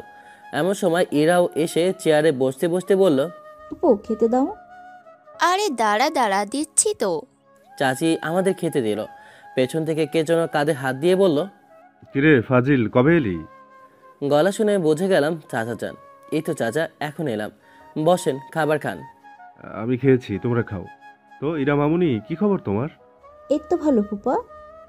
তোমার মা বাবা আসবে না? ফুপা বাবা বাইরে আছে, আম্মু কালকে চলে আসবে। আর মেঘ, তোর আব্বু আম্মু কবে আসবে? তোর বাপটা জীবনেও মানুষ হবে না, কোনোদিনও কোনো কাজে পাইলাম না তাকে। তার একমাত্র বড় ভাইয়ের ছেলের বিয়ে বলে কথা, আর সে কিনা আসেনি এখনো। চাচা, আব্বু আম্মুরা কালকে আসবে, আর চিন্তা করতে হবে না, আমি আছি তো। তোকে এইসব দায়িত্ব নিতে হবে, তবে কোনো ফাজলামি করবি না। ইয়েস স্যার, আপনি যা বলবেন। আবার শুরু করলি? খেয়ে নে। আমি আর ইরা খেয়ে দিয়ে ছাদে গেলাম। আমি মোবাইল নিয়ে ফেসবুকিং করছিলাম, এমন সময় কল আসলো, মেঘারই কল। আমি কল ধরে বললাম, কি হয়েছে, কি বলেন? আপনি কই গেলেন? আজকে ছাদে দেখতে পাইনি যে। আপনাকে বলতে যাব কেন? তোমাকে ভালোবাসি তাই বলবে? জানো না, ভালোবাসার মানুষের সাথে সব শেয়ার করতে হয়। ভালোবাসার মানুষ মানে? আপনি আজাইরা কথা না বলে ফোনটা রাখেন, এমনিতেই মনটা ভালো না। কেন, কি হয়েছে? প্লিজ ফোন রাখেন, বাই। আমি ফোনটা কেটে দিলাম। এরা আমার পাশেই বসেছিল, আমাকে এইভাবে মন খারাপ করে থাকতে দেখে বলল, কি হয়েছে আপনার? কই কিছু না। আপনার মুখে স্পষ্ট দেখা যাচ্ছে, বলেন কি হয়েছে? কিছু না, এমনিতেই। হা হা, কফি খাবেন? আমি বানিয়ে নিয়ে আসি। এরা কফি বানাতে নিচে চলে গেল। আসলে কফি খাওয়ার ইচ্ছা নাই, ওকে নিচে পাঠিয়ে কিছু সময়ের জন্য একা থাকতে চাই। মাথায় বারবার সকালের বিষয়টা ঘুরপাক খাচ্ছে। না, রাফিকে দরকার। সাথে সাথে কল দিলাম। কল ধরে বলল, কিরে, কি হয়েছিল তোর? সকালে এইভাবে চলে আসলি আর বিকেলেও আসিস নাই আড্ডা দিতে? আরে আমি আমার চাচাতো ভাইয়ের বিয়েতে আসি। হালা, আমাদের একা রেখে চলে গেলে? আরে বাল, কল সেজন্যই দিছি, কাল ভাইয়ার মেহেদি, তাই কালকে দুপুরের আগে সবাইকে নিয়ে চলে আসবে। আচ্ছা দোস্ত, অনেকদিন দাওয়াত খায় না, তোর উসিলায় একটা খাইতে পারবো। আচ্ছা সকালে কি হয়েছিল? কিছু না। তুই না বললেও বুঝি দোস্ত। আমি আসি, তারপর সব দেখে নিব। আমি ফোনটা কেটে ফেসবুকে ম্যাডামের আইডিতে ঢুকলাম। ভালো লাগছিল না, তাই ফেসবুক থেকে বের হয়ে যাব এমন সময় ম্যাডাম মেসেজ দিল। কেমন আছো মেয়ে? আপনাকে বলতে বাধ্য নই। কি হয়েছে তোমার? জি কিছু না, আল্লাহ হাফেজ। ফেসবুক থেকে বের হয়ে অফলাইন চলে গেলাম। এরা কফি নিয়ে এসে আমার দিকে এক কাপ কফি এগিয়ে দিয়ে বলল, খেয়ে দেখেন, মন ভালো হয়ে যাবে। আমি এক চুমুক খেয়ে দেখলাম সত্যি কফিটা অনেক ভালো হয়েছে। আমি ইরাকে বললাম, অনেক ভালো কফি বানাতে পারেন আপনি, যার বউ হয়ে যাবেন সে শুধু কফিই খেতে চাইবে। আপনি তো দেখি হাসতেও পারেন। এইটা আমার রক্তে মিশে আছে, তাই তো সবাই ফাজিল উপাধি দিয়েছে। আচ্ছা, আমাদের কলেজে যে নতুন ম্যাডাম এসেছে, ওনার নাম কি? জানি না। কি বলেন? আমার জানা মতে প্রথম ক্লাস তো উনি আপনাদের ডিপার্টমেন্টে নেই। তো আমি যাই ক্লাস করতে, ম্যাডামের নাম জানতে না। আমি আসি, নিচে চলে আসলাম। কেন যে বারবার ম্যাডামের কথাই মনে পড়ছে। না, উনি ওনার বিএফকে নিয়ে খুশিতে থাকুক, আমি ওনার লাইফে কেউ না, আমি আমার মতো থাকবো। নিচে এসে অনেক ভাইয়ের রুমে গেলাম। ভাইয়া বসে বসে ফোন টিপছে বললে ভুল হবে, কথা বলছে হয়তো ভাবির সাথে। আমি ভাইয়াকে বললাম, ভাইয়া আসবো? আরে মেঘ, ছোট ভাই আমার, বসে পড়। ওয়েট, ছোট মানে? আমি জাস্ট 1 বছরের জুনিয়র, মাইন্ডেড। ওই 1 বছর হোক বা একদিন, ছোট তো ছোটই। দাদ, তোমার সাথে আজ এরা কথা বলে লাভ নেই। আমি চলে আসতে যাব এমন সময় ভাইয়ার হাত থেকে মোবাইলটা নিয়ে বললাম, ভাবি, ভাইয়া অদরা নামে একটা মেয়ের সাথে প্রেম করতো, পুরো ডাহা মিশা কথা। আমি এই বলে মোবাইল রেখে দিলাম তোর। যাক, এইবার বুঝবে মজা কত দানে কত চাল। সারা রাত চলবে ঝগড়া, আজকে অনেক ভাইয়া শেষ। আমি নিচে এসে কাজে মন দিলাম। কাজ বলতে ডেকোরেশনের কাজগুলো আমাকে দেখতে হচ্ছে। একমাত্র বড় ভাইয়ের বিয়ে বলে কথা, বাড়িটা জাঁকজমকভাবে সাজাতে হবে তো। আমি ব্যস্ত হয়ে গেলাম। মোবাইল সেই পকেটে রেখেছি আর হাতে নিয়ে নাই। তো রাত 12টার পর ফ্রি হলাম, ঘুম আসে না, তাই গোসল করে ছাদে গেলাম একটু খোলা আকাশের নিচে বসতে। ছাদে গিয়ে বসে আছি, আকাশে চাঁদের আলো আছে, সাথে হাজারো তারার মেলা, মাঝখানে এক হেরে যাওয়া ব্যক্তি। হালকা বাতাস বইছে। মোবাইলটা হাতে নিলাম। মেগার অনেকগুলো কল এসেছে। পরে অনলাইনে যাব কি যাব না বলেও গেলাম। ডাটা অন করতেই মেসেজ আসতে লাগলো। আমি মেসেঞ্জারে ঢুকলাম। প্রথমে দেখি মেঘার অনেকগুলো মেসেজ। আমি রিপ্লাই দিতে যাব তার আগেই মেঘা কল দিল। কল দিয়ে বলল, কুত্তা বিলাই, তোর সাহস তো কম না। একে তো আমার উপরে রাগ দেখাস, আবার আমাকে অ্যাভয়েডও করিস। তোর হাত পা সব ভাঙবো আমি। কই ছিলি এতক্ষণ? না মানে আসলে কোথা তুই কোথায় বল আমাকে। না, আপনাকে বলতে যাব কেন? আমি বের করে নেব। তোকে যদি সামনে পাইতাম না, তাহলে কাঁচা চিবিয়ে খেতাম। তাইলে ভালো, আমিও আপনাকে দেখতে পাবো। না দেখ, দেখা লাগবে না। কই ছিলি? একটু মন খারাপ ছিল তাই। আচ্ছা, আমাকে এভাবে শাসন করছেন কেন? আব্বে গাধা, তোরে না কইছিলাম ভালোবাসি, কথা কি কানে যায় না নাকি? আমি আপনাকে চিনি না, আর আপনিও আমাকে চেনেন না, তাহলে ভালোবাসতে যাবেন কোন দুঃখে? তোরে চিনি না মানে? তোরে আমি হাড়ে হাড়ে চিনি।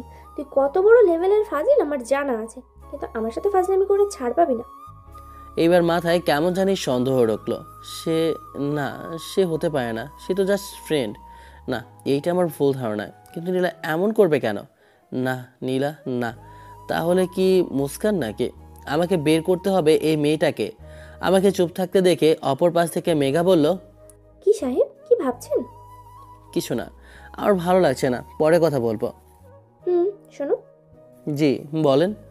নিজের খেয়াল রাখবে, আর মেয়েদের দিকে বেশি তাকাবে না। বিয়ে বাড়িতে অনেক মেয়ে থাকবে, যদি তাকাও তাহলে তোমার হাড়গোড় সব ভেঙে দেবো। ওয়েট, আমি বিয়েতে এসেছি এটা আপনি জানেন কেমনে? বললাম না তোমাকে ভালোবাসি, তাই তোমার সব খবর রাখি। এসব নিয়ে না ভেবে রেস্ট না, কাল অনেক কষ্ট করতে হবে তো। মেঘা ফোন কেটে দিল, আর যেতে যেতে আমাকে একটা শক দিয়ে গেল। আমি ফোনটা রেখে আবার মেসেঞ্জারে ঢুকলাম। ঢুকে দেখি ম্যাডামের মেসেজ। আমি আইডিতে ঢুকলাম। ম্যাডাম মেসেজ দিয়েছে, মেঘ কালকে ইম্পর্টেন্ট ক্লাস আছে, চলে আসো। মেসেজটা দেখে রাগের পরিমাণ আরও বেড়ে গেল। এমনিতেই আছি কষ্টে, তার উপর আরও কষ্ট। ধ্যাত, ভাল লাগে না এসব। আমি অফলাইন হয়ে গেলাম। মোবাইলটা অফ করে ঘুমিয়ে পড়লাম। সকালে কারো ডাকে ঘুম ভাঙলো। আমি চোখ খুলে দেখি ইরা। ইরা হাতে চা নিয়ে দাঁড়িয়ে আছে। আমাকে উঠতে দেখে বলল, এভাবে কেউ ঘুমায়?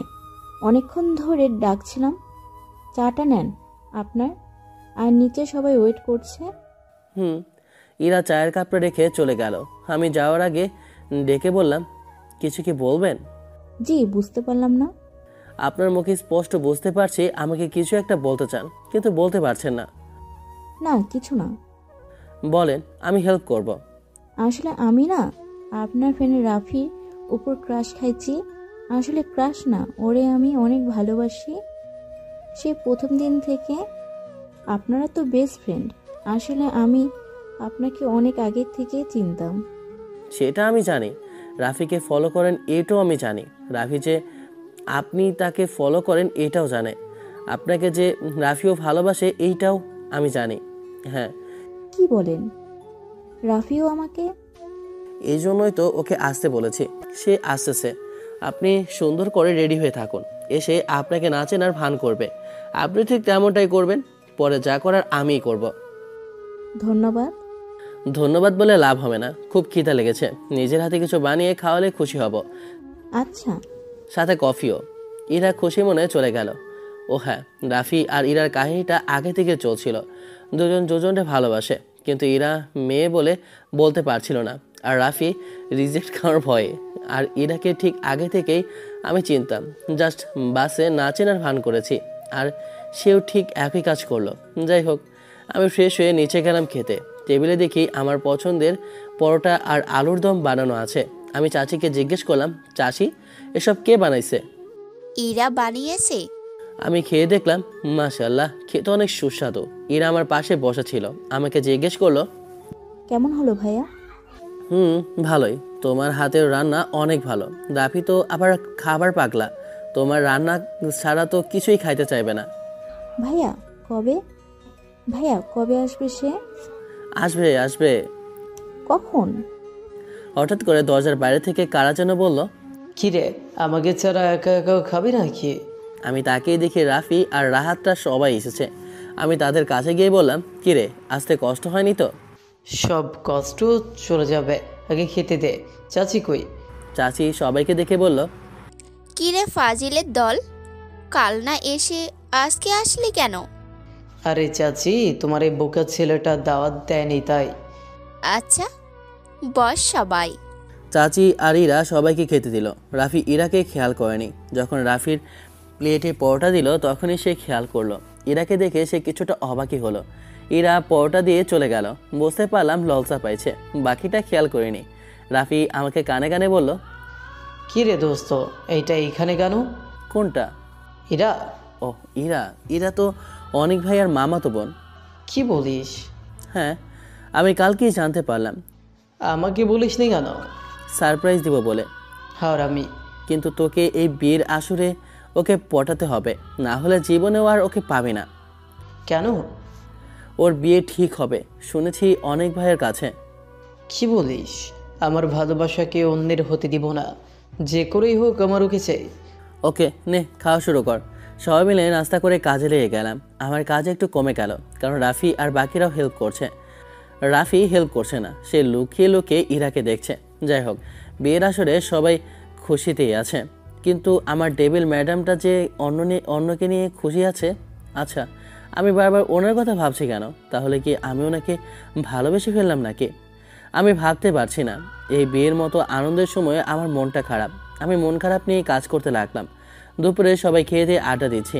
এমন সময় রাফি আমার কানে কানে বলল, দোস্ত আমি আর পারছি না, প্লিজ তুই এটাকে কোনোভাবে ম্যানেজ কর, যাতে ওর সাথে একটু আলাদাভাবে কথা বলতে পারি। অব্বে হালা, এত তাড়াতাড়ি?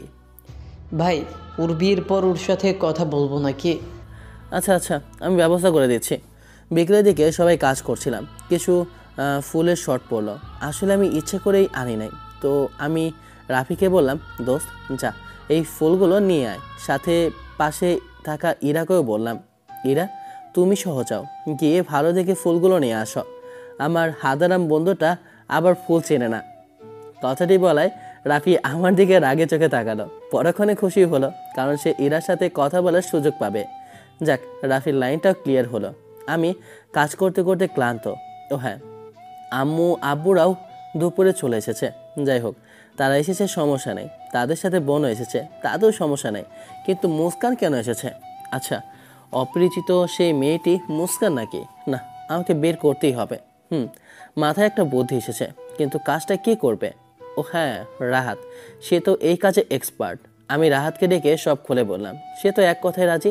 সে তার কাজে লেগে পড়ল। বিয়ের কাজ শেষ, রাফি আর ইরা ফিরে এসেছে। তবে দুজনেরই চোখ দেখে বোঝা যাচ্ছে তারা দুজনেই খুব খুশি। হয়তো তাদের মনে লুকিয়ে থাকা অনুভূতিগুলো আজ ভালোবাসার রূপে পূর্ণতা পেয়েছে। ওদের কথা মনে করে কেন জানি মুখে একটু হাসি ফুটল। কিন্তু মায়া যে পড়ে বসে আছি। যাই হোক, অনেক ভাই স্টেজে উঠল, সবাই মিলে মেহেদির অনুষ্ঠান শুরু করলো। আমার ভালো লাগছিল না, তাই ছাদে এসেছি আকাশ দেখতে।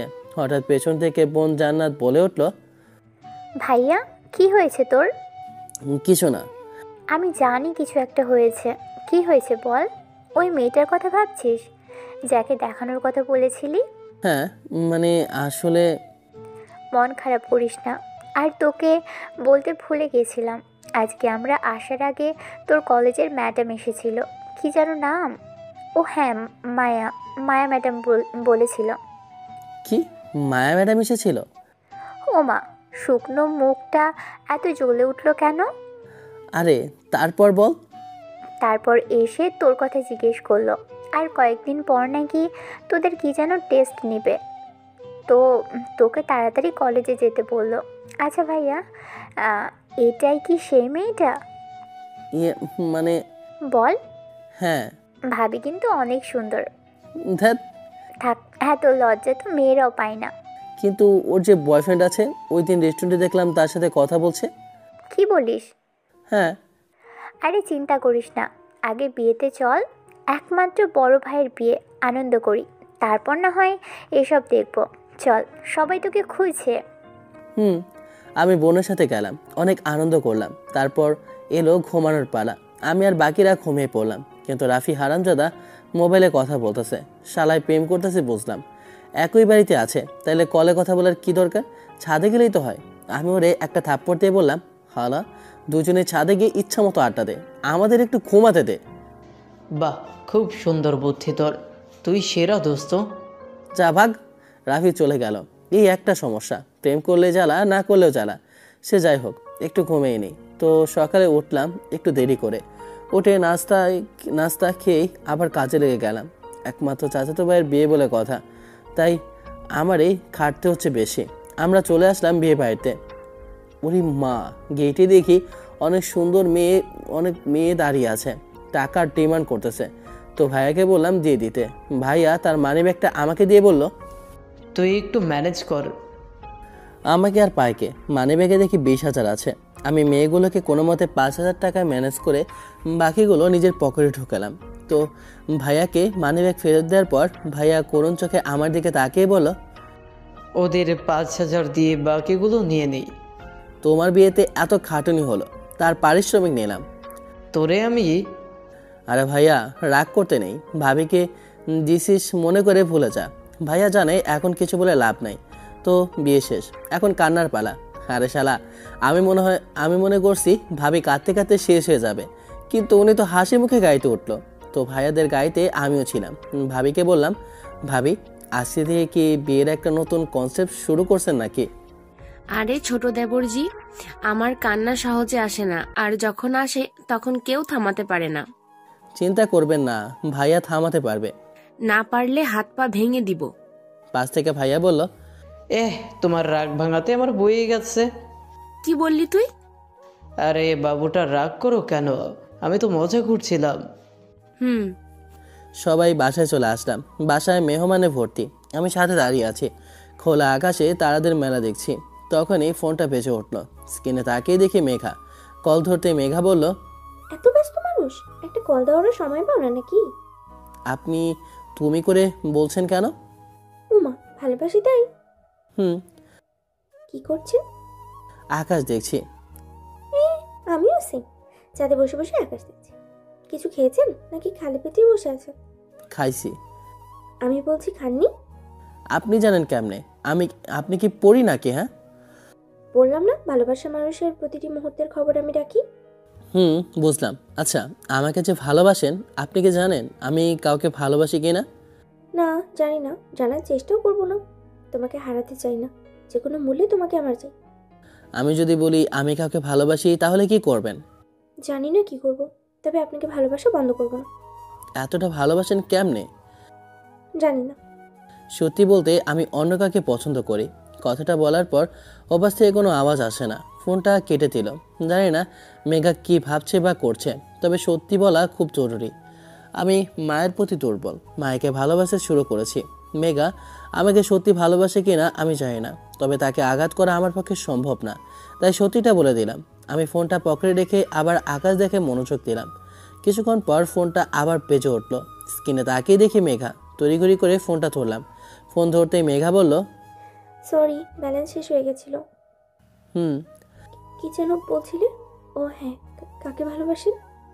কথার ধরন দেখে মনে হলো সে কান্না করেছে। আমি তাকে জবাব দিলাম, আছে কেউ একজন। বলা যাবে না? যাবে। তাহলে বলেন। মায়া। কোন মায়া? আপনার কলেজের ম্যাডাম? হ্যাঁ। কিন্তু ও তো আপনার সিনিয়র। সমস্যা নাই। সে কি জানে? কি? আপনি যে তাকে ভালোবাসেন? না। তাহলে কিছু না। যদি তার কোনো বয়ফ্রেন্ড থাকে তখন কি করবেন?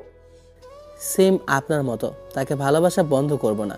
এবার ওপাশ থেকে জোরে কান্না করার শব্দ শোনা গেল। আমি মেঘা কিছু বলতে যাব, তার আগে মেঘা কান্না করতে করতে বলল, আচ্ছা, আমরা কি ভালো বন্ধু হয়ে এভাবেই থাকবো আজীবন? আপনার সমস্যা না হলে থাকতে পারি। আমার সাথে কি আগের মতো কথা বলবেন না? বলবো। সত্যি বলবেন? হ্যাঁ, বলবো। আচ্ছা শোনেন, আম্মু ডাকছে, পরে কথা হবে। মেঘা কলটা কেটে দিল। আমি জানি সে মিথ্যা বলছে, সে কান্না করছে। আমাকে তার কান্নার আওয়াজ শোনাতে চাইছে না। ওর কষ্টটা আমি বুঝতে পারি, কারণ আমি জানি ভালোবাসার মানুষটি যদি অন্য আরেকজন ভালোবাসার মানুষ থাকে, তাহলে সেই কষ্টটা কত ভয়ানক। এসব ভাবছি, তখনই রাফি এসে বলল, মামা, মায়া ম্যাডামের সাথে যে ছেলেটি ছিল, মানে রেস্টুরেন্টে যে ছিল, এটা তার কাজিন। সত্যি বলছিস দোস্ত? হ্যাঁ সত্যি। কিন্তু তুই জানলি কিভাবে? আরে বন্ধু হয়ে বন্ধুর এতটুকু খবর রাখবো না? তুই আমার জানের জিগার দোস্ত। হ্যাঁ, এটা আমাকে হেল্প করার জন্য করে দিলাম। হালা, তোর লাভ দেখেই আমার লাভ করলি। আরে শালা মজা করছে। এবার তুই নিচে যা। কেন? আমি আর এরা একটু আলাদা কথা বলবো তাই। তাহলে আমি আকাশ দেখবো না? নিচে চায়ের দোকানে গিয়ে দেখ। আমি চলে আসলাম। চায়ের দোকানে এসে মামাকে বললাম, মামা একটা রং চা আর বেনসন দাও তো। সিগারেট ধরিয়ে টানতে লাগলাম। এটা অভ্যাস হয়ে গেছে, কিছু করার নাই। বেনসন টানা শেষ করে চাটাও খেলাম। খেয়ে বিল মিটিয়ে ভাবলাম একটু এই ব্যস্ত নগরীর রাতের দৃশ্য দেখব। যেই ভাবা সেই কাজ। হাঁটা দিলাম ফুটপাথ ধরে। কিছু দূর গিয়ে ব্রিজের ওইখানে গিয়ে দেখলাম একটা মেয়ে আর ছেলে হাত ধরে বসে আছে আর কথা বলছে, হয়তো কাপল। তাদেরকে দেখে বুকের মাঝে একটা শিহরণ বয়ে গেল। মায়া ম্যাডামের কথা মনে পড়ে গেল, আর মন থেকে কষ্টটাও দূর হলো এইটা জেনে যে ম্যাডামের সাথে ওই ছেলেটা তার কাজিন ছিল। কিন্তু রাফিহালা কিভাবে জানে? ওর আবার দেশ দুনিয়ার খবর রাখার অভ্যাস আছে, কোনোভাবে হয়তো জানছে। যাই হোক, ব্রিজের এক কোণে বসে মেসেঞ্জারটা অন করলাম। ম্যাডামের আইডিটাতে ঢুকে মেসেজ দিলাম। ম্যাডাম সাথে সাথে রিপ্লাই দিয়ে বলল, কই ছিলে এই 2 দিন? জি ম্যাম, ভাইয়ার বিয়েতে। ও হ্যাঁ, তোমার আম্মু বলেছিল। তো শোনো, কয়েকদিন পর তোমাদের টেস্ট নেওয়া হবে, তাই তাড়াতাড়ি চলে আসিও। কি টেস্ট ম্যাম? তোমাদের ফাইনাল এক্সাম খুব কাছেই, তাই প্রিন্সিপাল সিদ্ধান্ত নিলেন তার আগে সব স্টুডেন্টদের থেকে টেস্ট নেওয়া হবে। ওহ আচ্ছা ম্যাম, চলে আসবো। আচ্ছা, আল্লাহ হাফিজ। ম্যাডাম অফলাইনে চলে গেল। মনটা আবার আনন্দে মেতে উঠল। যাক, ম্যাম তাহলে সিঙ্গেল। যাই হোক, প্রেম করার আগে একটু জ্বালাবো ম্যামকে, একটু ফাজলামো করব। আমি আবার ফাজের নাম্বার 1 তো, তাই। পরদিন আমি বাসায় চলে আসলাম। রাফি তো আসতেই চাইছিল না, অনেক কষ্টে আনলাম। হালা মেয়েদের মতো কান্না করতে শুরু করতেছিল। এত প্রেম যে কই রাখে। কোনো মতে দিনটি কাটালাম। তর সইছিল না। কবে যে ম্যাডামকে দেখব। সকালে কোনো মতে রেডি হয়ে ক্যাম্পাসে চলে আসলাম। এসে ক্লাসে বসে বসে আমরা বন্ধুরা সবাই আড্ডা দিচ্ছি। এমন সময় ম্যাডাম রুমে এন্ট্রি নিল। ম্যাডাম আগের থেকেও বেশি শুকিয়ে গেছে, কিন্তু চোখে মুখে হাসির ঝলক। তবে ম্যাডামকে এখন যথেষ্ট সুন্দর লাগছে। আমি হাঁ করে তাকিয়ে আছি। ম্যাডামের ডাকে ধ্যান ভাঙলো। ম্যাডাম আমাকে বলছে, কই ছিলেন মেঘ সাহেব এতদিন? জি ম্যাডাম, বড় ভাইয়ের বিয়েতে। সামনে এক্সাম, ভালো মতো পড়ো। জি। ম্যাডাম পড়াতে মনোযোগ দিল। তৎক্ষণাৎ মাথায় একটা বুদ্ধি আসলো। আমি ফোন বের করে ম্যাডামকে কল দিয়ে বললাম, ম্যাডাম। তড়িঘড়ি করে ফোন নিয়ে দেখে আমি ফোন দিচ্ছি। আমার দিকে তাকিয়ে ম্যাডাম বুঝে গেল আমি ইচ্ছে করে দিচ্ছি। মনে করছি ম্যাডাম আমাকে কিছু বলবে, কিন্তু কিছু না বলে ফোন অফ করে রেখে দিল।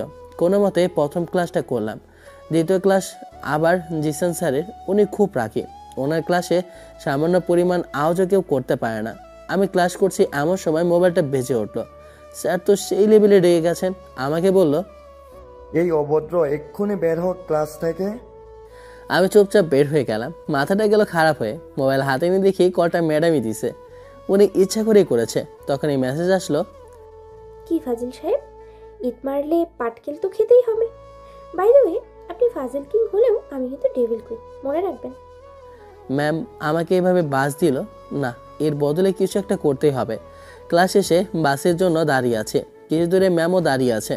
আমি কিছুক্ষণ পর পর আর চোখে ম্যামকে দেখছি। ম্যাম সেটা খেয়াল করছে কিনা জানি না। হঠাৎ খেয়াল করলাম কয়েকজন বখাটে ম্যাডামের দিকে খারাপ নজরে তাকাচ্ছে। ওদের মধ্যে একজন বলেই উঠল, কি হ্যাপি মাল রে মাইরি। নিজেকে আর সামলাতে পারেনি। পাশে বন্ধুরাও ছিল। আমি গিয়ে ছেলেটিকে একটা থাপ্পড় মেরে দিলাম। বাকিগুলো এসে আমাকে মারতে লাগলো। আমাকে মারতে দেখে রাফি, রাহাত সবাই ছুটে আসলো। আর সবাই মিলে ওই তিনজনকে গণপিটানি দিল। এইদিকে ওদের মার খেয়ে আমার ঠোঁটের কোণে ছিঁড়ে গেল। হাত থেকেও রক্ত পড়ছে। এইটা দেখে মায়া ম্যাম দৌড়ে এসে হাত ধরে বলল, কে বলছে এসব বখাটের সাথে মারামারি করতে? ওরা আপনাকে খারাপ কথা বলছিল তাই। চলো হাসপাতালে চলো। ম্যাম চিন্তিত হয়ে পড়লেন। আমাকে তাড়াতাড়ি হাসপাতালে নিয়ে এসে ব্যান্ডেজ করিয়ে দিলেন। তারপর বললেন, এখন কেমন লাগছে? জি ম্যাম, ভালো। কে বলেছে এমন ছেলে মানুষের কাজ করতে? যদি কিছু হয়ে যেত তাহলে আমার কি হতো? কি ম্যাম? কিছু না। তাহলে কি আমি ভুল শুনলাম নাকি? বাসায় গিয়ে রেস্ট নেবে, আর কোনো কাজ করবে না। কিন্তু বাসার সব কাজ তো আমাকেই করতে হবে। কেন? বাসায় কেউ নেই, সবাই চাচার বাসায়। ওইখানে কয়েকদিন থেকে আসবে। তাহলে একা কিভাবে থাকবে? একটা কাজ করো, তুমি তোমার ফ্রেন্ডের বাসায় চলে যাও। কিন্তু ম্যাম, ফ্রেন্ডের বাসায় তো আর এতদিন থাকতে পারবো না। আচ্ছা চিন্তা করবে না, আমি রাফিকে বলবো তোমার সাথেই থাকতে, আর সে তোমার যত্ন নেবে। খাবার আমি বানিয়ে পাঠিয়ে দেবো। আপনি কেন এত কষ্ট করবেন? আমি হোটেল থেকে আনিয়ে নেব। না, হোটেলের খাবার ভালো না। তুমি বাসায় যাও, রাফিকে নিয়ে আমি রাতে খাবার পাঠিয়ে দেবো। জি আচ্ছা। আমি রাফিকে নিয়ে বাসায় চলে আসলাম। বাসায় এসে রাফি আমাকে বেডে শুয়ে দিয়ে বলল, দোস্ত আজকে কিন্তু তুই ম্যামের চোখে হিরো হয়ে গেলি। আব্বে হালা, হিরো হওয়ার চক্করে আমার হাতের পাওয়াটা বেঁচে গেল। ওইসব কিছু না, প্রেম করতে গেলে একটু রক্তারক্তি করতে হয়। আইসে ডায়লগ বাস। তাহলে তুই দে একটু, আমি ইরাকে বলি তুই রক্ত দে। না থাক, তুই রেস্ট নে, আমি সিগারেট নিয়ে আসি। হালা, তোর তো লাইন ক্লিয়ার, তাহলে সিগারেট খাবে কেন? আরে ইয়ার, তুই তো জানিস সিগারেট আমাদের অনেক পুরনো বন্ধু। রাফি সিগারেট আনতে চলে গেল। রাফি সিগারেট নিয়ে রুমে আসতেই তার ফোনে কল আসলো। সে সিগারেটের প্যাকেট আমাকে দিয়ে চলে গেল। আমি একটা সিগারেট ধরিয়ে আপন মনে টানছি। রাফি ফোনে কথা বলা শেষ করে এসে আমাকে বলল, হারামি, তুই ইরাকে কি বললি? কই কিছুই বলিনি, শুধু এটা বলছি যে তুই সিগারেট খাওয়ায় অ্যাডিক্টেড। হালা, তোর জন্য আমার সিগারেট খাওয়া জীবনের জন্য বন্ধ হলো। আমি সিগারেট ছাড়া থাকবো কেমনে? থাকতে তো হবেই, ভাবির ওয়াদা যে তোকে রাখতেই হবে। দাঁড়া, আমিও দেখাবো মজা। কিছুই করতে পারবি না। সিগারেট মুখে আছে এমন সময় মায়া ম্যাম কল দিল। কল রিসিভ করতে ম্যাম বলল, মেঘ কেমন লাগছে এখন? জি ম্যাম, আগের থেকে একটু বেটার। নিজের যত্ন নিও, আর আমার আব্বু আম্মু তোমার বাসায় খাবার নিয়ে যাবে। ম্যাম, আঙ্কেলকে কেন কষ্ট দিচ্ছেন? আর এসব কিছুই না, তোমার জন্যই তো করেছে। তুমি নিজের যত্ন নাও। জি ম্যাম। ফোন কেটে দিল। ফোন কাটার সাথে সাথেই আবার মেঘার ফোন আসলো। কল রিসিভ করতেই মেঘার ঝাড়ি শুরু। মেঘা বলতে লাগলো, সমস্যা কি? এত নাটক করার, এত নায়ক সাজার কি দরকার ছিল? হ্যাঁ, পাশে বন্ধুরাও তো ছিল, ওদেরকে আগিয়ে নিয়ে যেতে। নিজের বড় হিরো মনে করো, তাই না? যদি কিছু হয়ে যেত তখন? এত কেয়ারলেস কেন তুমি? সরি, আসলে সরি? পরের বার থেকে হিরো সাজার চেষ্টা করবে না। আর ছেলেগুলো এখন হাসপাতালে, আমার লোকেরা ওদের আচ্ছা মতো ধোলাই দিছে। আরে ওদেরকে মারার কি দরকার ছিল? আমি আর ফ্রেন্ডরা মিলে তো অনেক পিটাইছি। আপনার গায়ে হাত দিছে কেন? তাই বলে মেরে হাসপাতালে পাঠাবেন? হ্যাঁ পাঠাবো। তোমাকে যে একটা টোকাও দিবে তাকে আমি ছাড়বো। কেন? ভালো, এমনি। আচ্ছা, নিজের যত্ন নিও আর সময় মতো ওষুধ খেয়ে নিও। আর ম্যাডাম তো খাবার পাঠাবে, যদি খাবার খারাপ হয় আমাকে বলিও, আমি না হয় রান্না করে পাঠাবো। ম্যাডাম খাবার পাঠাবে, এইটা কিভাবে জানেন আপনি? আপনাকে না বলেছি আপনার প্রতিটা মুহূর্তের খবর আমি রাখি।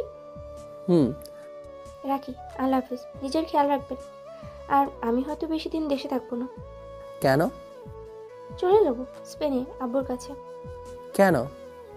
যে কাজে এসেছিলাম সেটা শেষ, আমার স্টাডি কমপ্লিট। তাই আর যার জন্য থাকা সে তো অন্য কাউকে ভালোবাসে। তাই শোনেন মেঘা, টুট টুট টুট টুট। মেঘা কলটা কেটে দিল। আমি স্পষ্ট জানি সে কাঁদছে। মেয়েটা এতটা ভালোবাসে আমায়, কিন্তু আমি তো মায়া ম্যামকে ভালোবাসি না। আমি কিছুই বুঝতে পারছি না। আমি মেঘাকে কল দেওয়ার চেষ্টা করছি, কিন্তু কল তো ঢুকছে না। মেসেঞ্জারে গিয়ে দেখি মেঘা আমাকে ব্লক করে দিয়েছে। আচ্ছা, ওরে তো চিনি না, তাহলে এমন লাগছে কেন? কেন এত ছটফট করছে? আমি তো ম্যামকে ভালোবাসি না। আমি কেন মেঘার কথা ভাববো? আমি এসব ভাবছি। রাতের দিকে শুয়ে শুয়ে টিভি দেখছি। তখনই রাফি এসে বলল, ম্যাম খাবার পাঠাইছে। কে এনেছে? একজন বৃদ্ধ লোক। কোথায় উনি? চলে গেছে। আরে বসতে বলিসনি কেন? বলছি, উনি তাড়াতাড়ি দিয়ে চলে গেল। আচ্ছা, ম্যাম কল দিয়েছে। কল দিয়ে বলল, মেঘ খাবার পেয়েছো? জি। খেয়ে নিও, আর কি ওষুধ খেয়ে নিও। জি ম্যাম। ম্যাম কলটা কেটে দিল। ম্যামের এত কেয়ার দেখে মনে হলো ম্যামের মনেও আমার জন্য ফিলিংস আছে। ম্যামকে প্রপোজ করে দিব, কিন্তু এখন না, সঠিক সময় আসলে। পুরো এক সপ্তাহ পর আমি সুস্থ হলাম। পরীক্ষাও কাছে চলে আসলো। পড়ালেখায় মনোযোগ দিলাম। কালকে পরীক্ষা। রাতে পড়ছি, হঠাৎ করে মোবাইলে মেসেজ আসলো। তাকেই দেখি মেঘা। মেসেজ ওপেন করে দেখি লেখা আছে, কালকের জন্য বেস্ট অফ লাক, মনোযোগ দিয়ে লিখবে আর নিজের খেয়াল রাখবে। আমি মনে করে কল দিয়ে বসলাম। সেও হয়তো আমার কলের অপেক্ষায় ছিল। কল দেওয়ার সাথে সাথেই কল ধরলো। আমি চুপ করে আছি দেখে সে বলল, কিছু বলবে? না। আচ্ছা রাখি তাহলে। শোনেন। বলো। কেমন আছেন? যেমন থাকার কথা। কবে যাবেন? সামনের মাসের 12 তারিখ, বিকাল 5টায় ফ্লাইট। আচ্ছা রাখি, আল্লাহ হাফিজ। মেঘা ফোনটা কেটে দিল। আমি জানি সে কান্না করছে, কিন্তু কিভাবে? আমি ওকে না দেখেই জানতে পারছি না, আমার পড়ায় মনোযোগ দেওয়া দরকার। ভাবছি ফাইনাল পরীক্ষার পরপরই ম্যামকে প্রপোজ করব। পরদিন ভালো মতো পরীক্ষা দিলাম। পরীক্ষা ভালোই হয়েছে। আসার সময় নীলা আমাকে ডেকে বলল, মেঘ একটু কথা ছিল। হ্যাঁ বল। কালকে একটু দেখা করিস। আচ্ছা। আমি বাসায় আসলাম। এসে ভাবতে লাগলাম, নীলা এত জরুরিভাবে দেখা করতে বললো কেন? আমি চিন্তে আছি কিভাবে ম্যামকে প্রপোজ করব। তখনই বোন জান্নাত এসে আমাকে বলল, ভাইয়া কি ভাবছিস? আরে কিছু না। বল। আরে ভাবছি কিভাবে ম্যামকে প্রপোজ করব। সত্যি? হ্যাঁ। তো কখন করবি? পরীক্ষার পর। না ভাইয়া, আগে করবি। কেন? করতে বলছি, করবি। আচ্ছা, কিন্তু কিভাবে? বোন আমাকে সব বুঝিয়ে বলল। সব শুনে একটু সাহস পেলাম। রাফিকে সব বললাম। সে তো শুনে মহা খুশি। রাতে হঠাৎ করে ঘুম ভেঙে গেল। একটা দুঃস্বপ্ন দেখলাম। আমি একটা মেয়ের সাথে হাত ধরে হাঁটছি।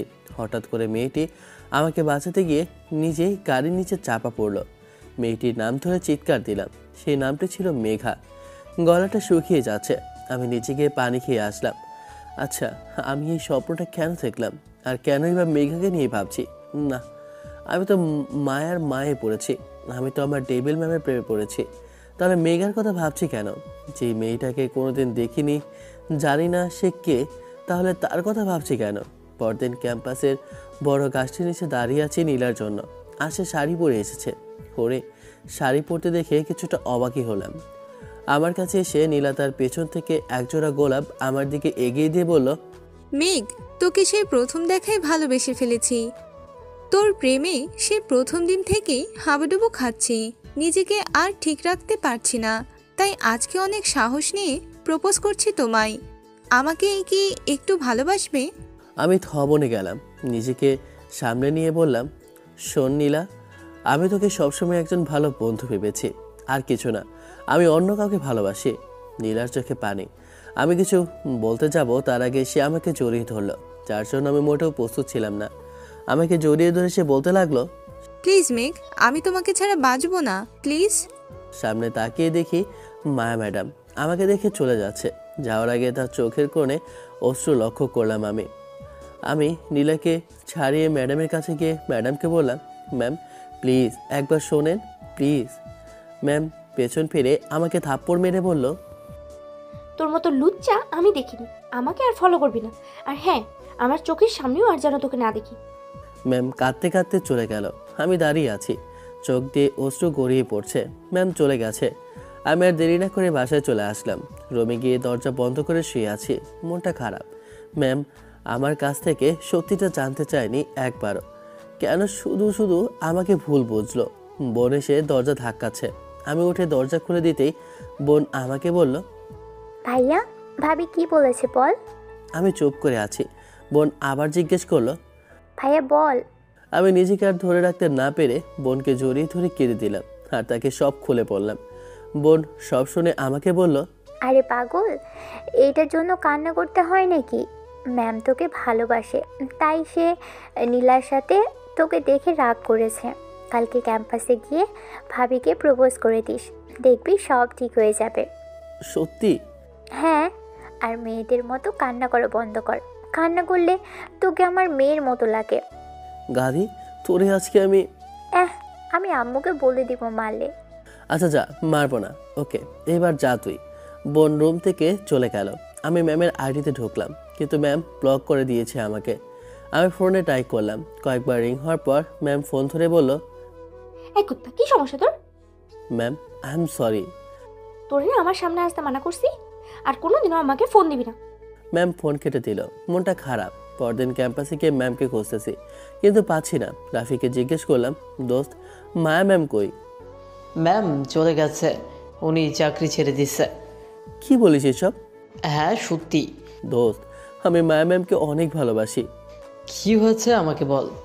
আমি রাফিকে সব বললাম। রাফি সব শুনে বলল, দোস্ত সময় এসে গেছে। কিসের? প্রপোজ করার। কারে? আব্বে হালা, ম্যাম রে করবি আর কি।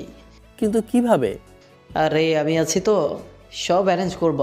তুই শুধু রাত 12টায় কল দিলে নির্দিষ্ট জায়গায় চলে আসিস। ওকে মামা। আমি নিশ্চিন্তে বাসায় চলে আসলাম। রাফি যখন বলছে তাইলে সব সম্ভব। আমি অপেক্ষায় আছি।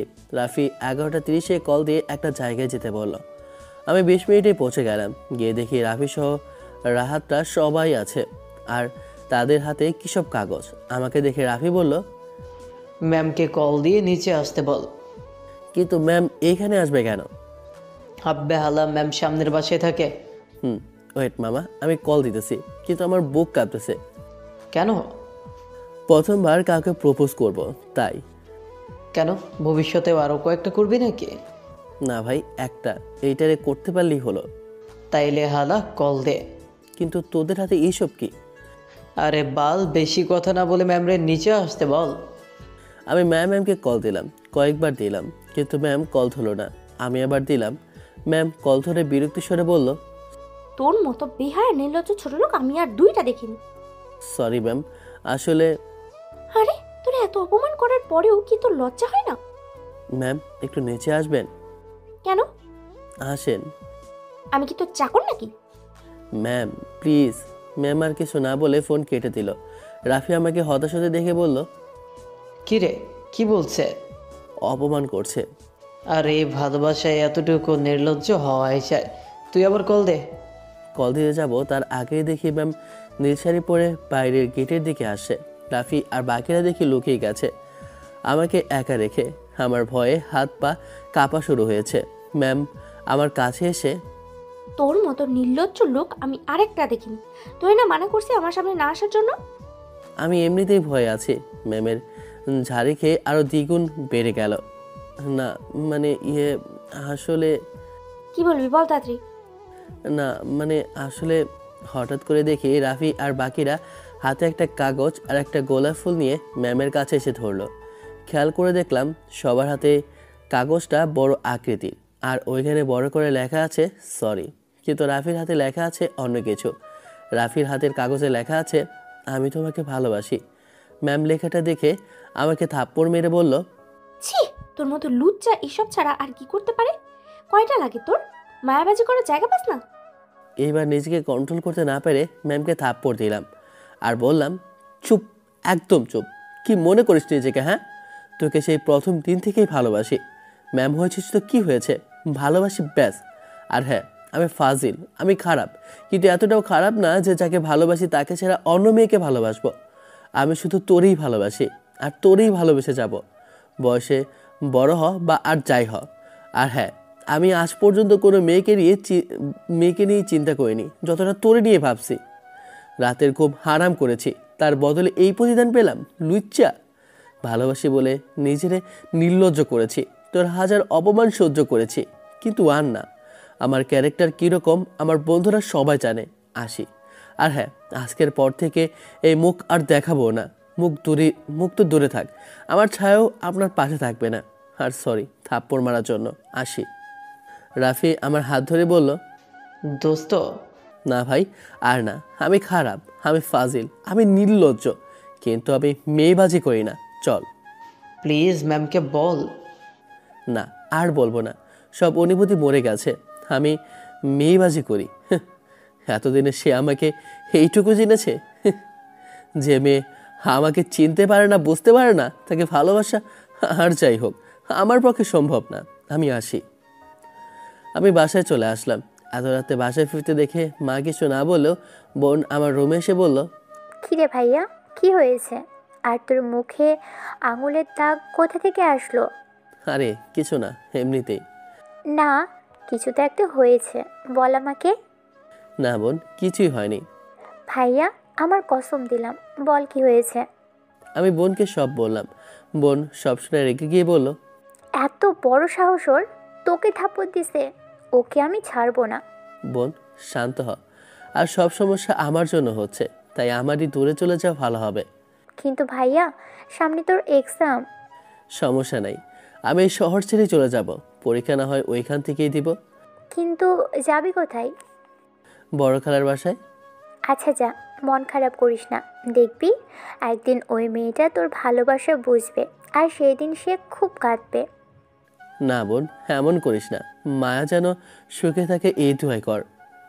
কোনো রকমে রাত পার করে পরদিন সকালে মাকে বলে বড় খালার বাসায় চলে আসলাম। খালা আমাকে দেখে অবাক, হঠাৎ করে দেখে আমাকে জিজ্ঞেস করলেন, কি রে মেঘ, তোরে তো ফোন করেও পাই না, আজ সেই তুই বাসায় হাজির? কেন খালা, তোমার বাসায় কি আসা যাবে না নাকি? কি বলছিস তুই? আয় ভেতরে আয়। থাকবি নাকি চলে যাবি? না খালা, এইবার অনেক দিন থাকবো। আচ্ছা যা, উপরে তন্নি আছে, ওরে বললে রুম দেখাই দেবে। আচ্ছা। আমি তন্নির রুমে গেলাম। আস্তে আস্তে সে মুখে কী সব মেখেছে, দেখতে একদম ভূতের মতো লাগতেছে। আমি আস্তে আস্তে পেছন দিক থেকে গিয়ে এক চিৎকার দিলাম। তন্নি লাফিয়ে উঠে এদিক ওদিক দৌড়াতে লাগলো।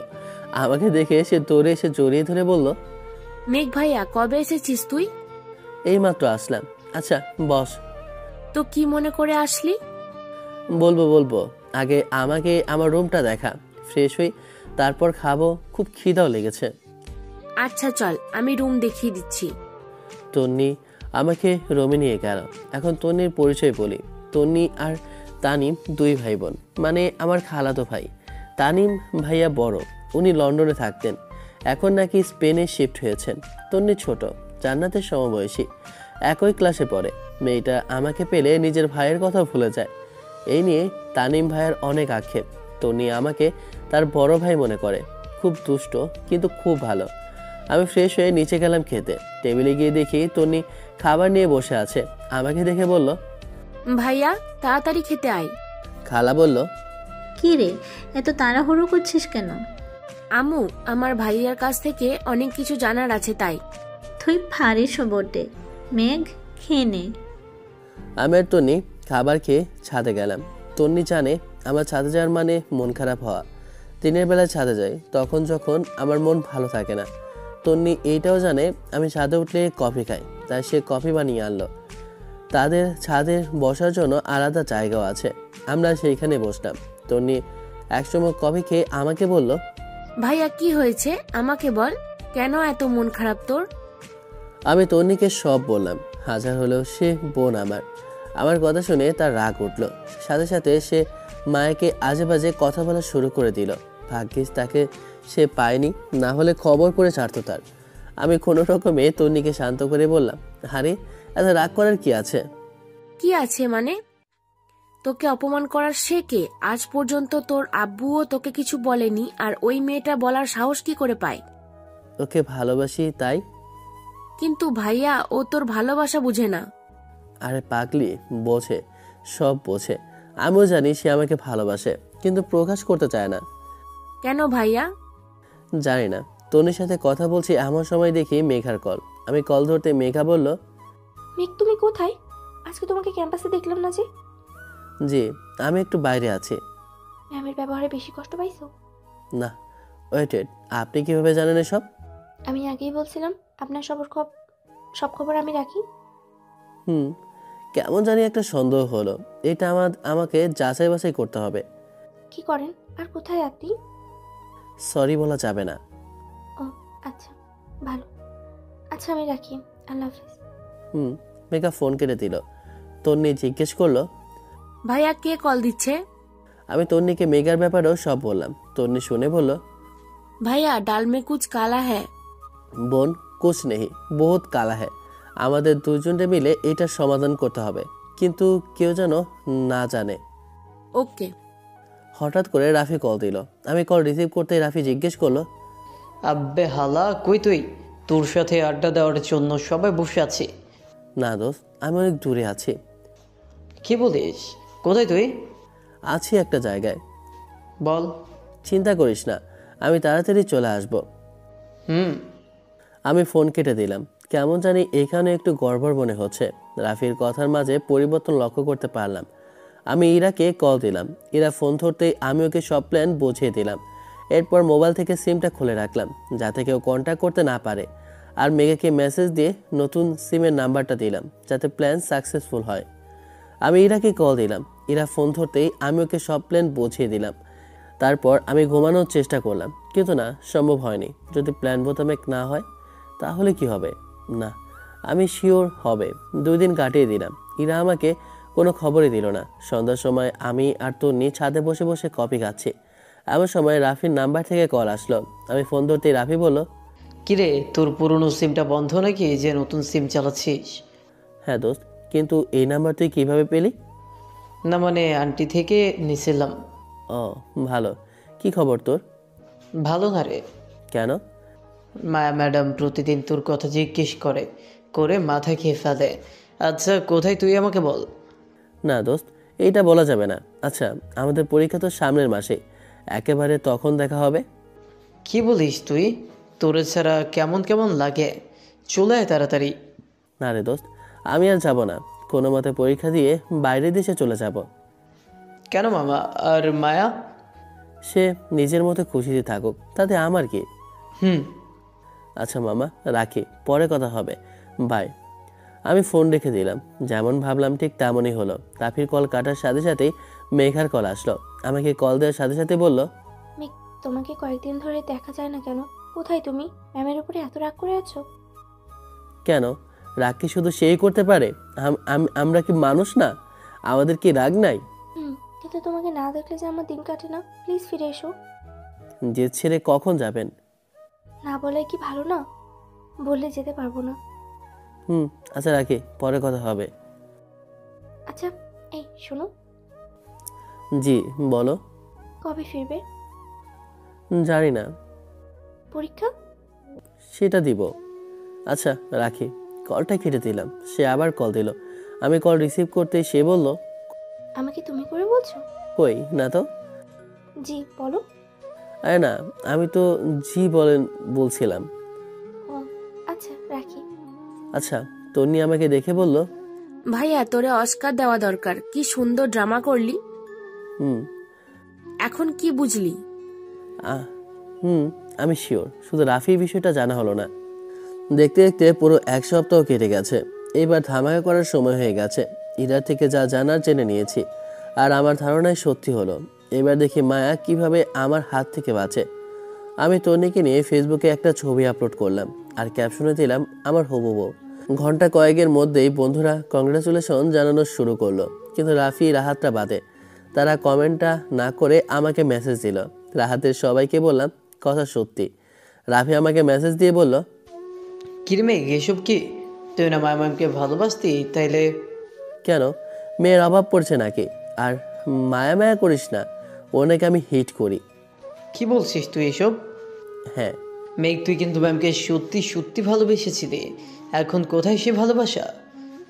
নাই, সব শেষ হয়ে গেছে। এখন আমি শুধু আমার হবু বউকে নিয়েই থাকবো। মেয়েটাকে কি নাম তার? বাসা কোথায়? সরি বলা যাবে না, রাখি। আমি ফোন কেটে দিলাম। সাথে সাথে মায়া ম্যাডামের কল রিসিভ করতেই ম্যাম বলতে লাগলো, কুত্তার জীবনেও তোর মতো লুচ্চা আমি আরেকটা দেখিনি।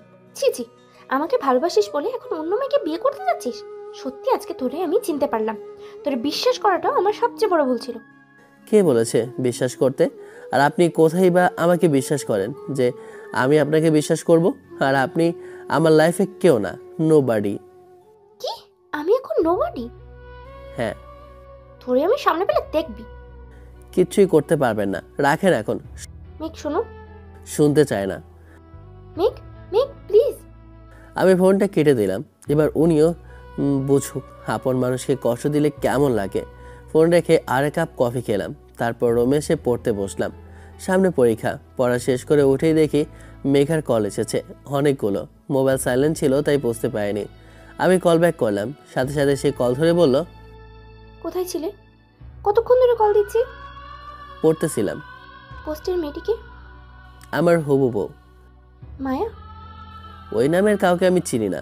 তোমার মতো লুচ্চা আমি আরেকটা দেখিনি। ছি ছি, একটা মেয়েকে ছেড়ে আরেকটা মেয়েকে কিভাবে ভালোবাসো তুমি? ছি মেঘ, তোমার জন্য যে ভালোবাসাটা ছিল আজ সেটা শেষ হয়ে গেছে। আমি বলছিলাম তোমার বিষয়ে, তুমি সত্যি একটা খারাপ আর বাজে লোক। সমস্যা নেই, আমি জানি এটা। তোমার সাথে কথা বলতেও আমার ঘৃণা করছে। এই বলে কলটা কেটে দিল। এদিকে হাসতে হাসতে আমার পেট ব্যথা হয়ে যাচ্ছে। ঢিল সঠিক জায়গায় গিয়ে লেগেছে। এবার সামনে কি হয় তা দেখার পালা। পরীক্ষার দিন ঘনিয়ে এসেছে। এর মধ্যে কারোর সাথে কোনো প্রকার কথাই হয়নি, কারণ মোবাইলের 2টা সিমই খুলে রেখে দিয়েছিলাম। পরীক্ষার আগের দিন রাতে সিম খুললাম। ভেবেছিলাম মেঘা মেসেজ দেবে, সে দেয়নি।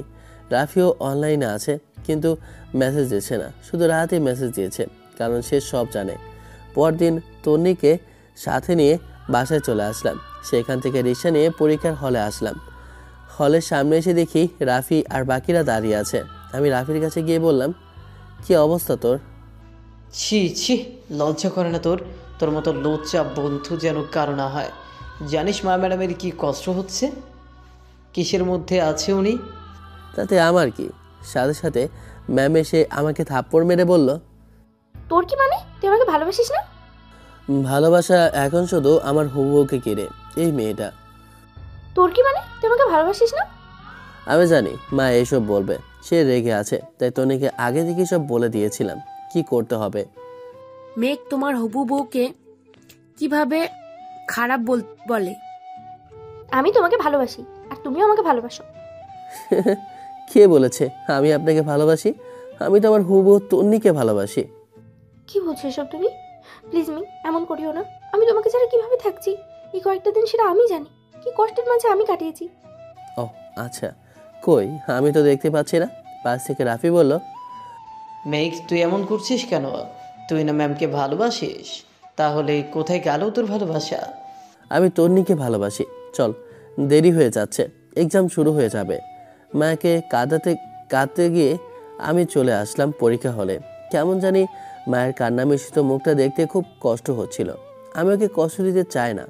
পরীক্ষা শেষ হোক, তবে আমি মায়াকে আপন করে নেব। জানি আমার রেজাল্ট তেমন একটা ভালো হবে না। কোনো মতে পরীক্ষা দিয়ে বের হলাম। বের হতেই তন্নি এগিয়ে এসে বলল, ভাইয়া পরীক্ষা কেমন হয়েছে? আরে চুপ, আস্তে ডাক, কেউ শুনলে সব প্ল্যান মাটি হয়ে যাবে। আচ্ছা, পরীক্ষা কেমন হয়েছে? মোটামুটি। ভাইয়া আগে পরীক্ষাটা মনোযোগ দিয়ে শেষ কর, তারপর না হয় যা করার করবি। হুম। ভাইয়া মায়া আমার কাছে আসছিল। কখন? তুই পরীক্ষা দিচ্ছিলি তখন এসে আমাকে কাঁদতে কাঁদতে বলল সে তোকে অনেক ভালোবাসে, প্লিজ ওকে কষ্ট দিস না। একটু কষ্টে থাকো আজীবন, আর কষ্টকে তার কাছে আসতেও দেব না। ওকে, এখন কি করবি? মায়ের কাছে চল। আমি আর তন্নি মায়ের কাছে গেলাম। তন্নি জানে সে কোথায়। মায়া আমাকে দেখে এসে বলল, মেঘ প্লিজ এমন করো না। সরি, আমাকে ভুলে যাওয়াতেই আপনার ভালো। প্লিজ মেঘ, আমার ভুল হয়ে গেছে, আমাকে মাফ করে দাও। মা, আমি সেই কবেই করেছি। তাহলে বলো ভালোবাসি। বললাম তো, আমার সব ভালোবাসা আমার হবু ওকে ঘিরে। মেঘ প্লিজ। সরি, আমি চলে আসলাম। ওকে কষ্ট দেওয়ার মানেই এই না যে ওকে ভালোবাসি না, তবে আমার প্রতি ওর ভালোবাসাটাকে গভীর করার জন্য এইসব করা খুব জরুরি। এভাবে প্রায় পরীক্ষায় সে এসে আমার জন্য অপেক্ষা করত। ওর মায়াবী চেহারাটা আমাকে খুব কষ্ট দিত। ওকে কাছে দেখে নিজের বুকটা কেমন দুমড়ে মুচড়ে উঠত। আর ভালোবাসার গভীরতা খুব করে উপলব্ধি করতে পারছি আমি। পরীক্ষা শেষে সে এসে শুধু একটি কথাই বলতো, মেঘ সত্যি কি আর ভালোবাসো না আমায়? আমি চুপচাপ চলে আসতাম। পরীক্ষার প্রথম দিকে তন্নিকে নিয়ে আসতাম, শেষ কয়েকটা পরীক্ষা ওকে নিয়ে আসিনি। বাসায় বসে আছি, কালকে পরীক্ষা শেষ হবে। আর মায়াকেও আমি আমার মনের কথাটা বলে দিব। জান্নাত এসে বলল, ভাইয়া তুই কাজটা একদম ঠিক করিসনি। কি বোন? তোর কোনো অধিকার নেই একটা মেয়ের ভালোবাসা নিয়ে খেলার। আরে আমি তো মায়ের সাথে একটু। চুপ কর তুই। আর যদি তোর মতো কেউ আমাকেও এমন করতো তখন, যদি আমার ভালোবাসার মানুষটিও আমার সাথে এমন করতো তখন। সরি বোন, আমি কালকে সব ঠিক করে নেব। কাল যেন আমি ভাবিকে আমাদের বাসায় দেখি, আর না হলে আমি আর কোনো দিনও তোর সাথে কথা বলবো না। বোন, এটাই আমার শেষ কথা। আমি জানি বোন রাগের মাথায় এসব বলছে, কিন্তু আমি তো শিওর মায়া ম্যাম আমার শুধুই আমার। উনি আমাকেই ভালোবাসে। পরদিন নিজের বাইকটা নিয়ে পরীক্ষা হলে গেলাম। আজকে পরীক্ষার পর মাইকে নিয়ে পুরো শহরটা ঘুরব। পুরো শহরে আমাদের ভালোবাসার রং মেখে দিব। এই শহর যেন সাক্ষী দেয় আমাদের ভালোবাসার। বুক কাঁপছে। পরীক্ষা হলে কিভাবে পরীক্ষা দিয়েছে চাই না। তাড়াতাড়ি হল থেকে বেরিয়ে প্রতিদিনের সেই জায়গা গেলাম যেখানে মায়া দাঁড়িয়ে থাকে, কিন্তু সেখানে গিয়ে আমি অবাক হলাম। মায়া নেই। মনে হলো সে রেস্টুরেন্টে গেছে, তাই রেস্টুরেন্টে গেলাম খুঁজতে, কিন্তু পাইনি। ভয় হতে লাগলো। সবার আগে পরীক্ষার হল থেকে বের হয়েছিলাম, আশেপাশে প্রতিটা জায়গা খুঁজলাম, কিন্তু না, কোথাও মায়াকে খুঁজে পাইনি। তাহলে সে কোথায়? ফোন দিচ্ছি কিন্তু কল যাচ্ছে না। আমার ভয় হতে লাগলো। পাগল পাই আমি এদিকে ওদিকে ছুটোছুটি করতে দেখে রাফি বলল, মেঘ কি হয়েছে? দোস্ত, মায়া ম্যামকে দেখছি না, সে কোথায়? সে নেই, আসবে না। আর তোর এত দরদ উতলে পড়ছে কেন? তুই তো ম্যামকে ভালোই বাসিস না। রাফি, চুপ কর।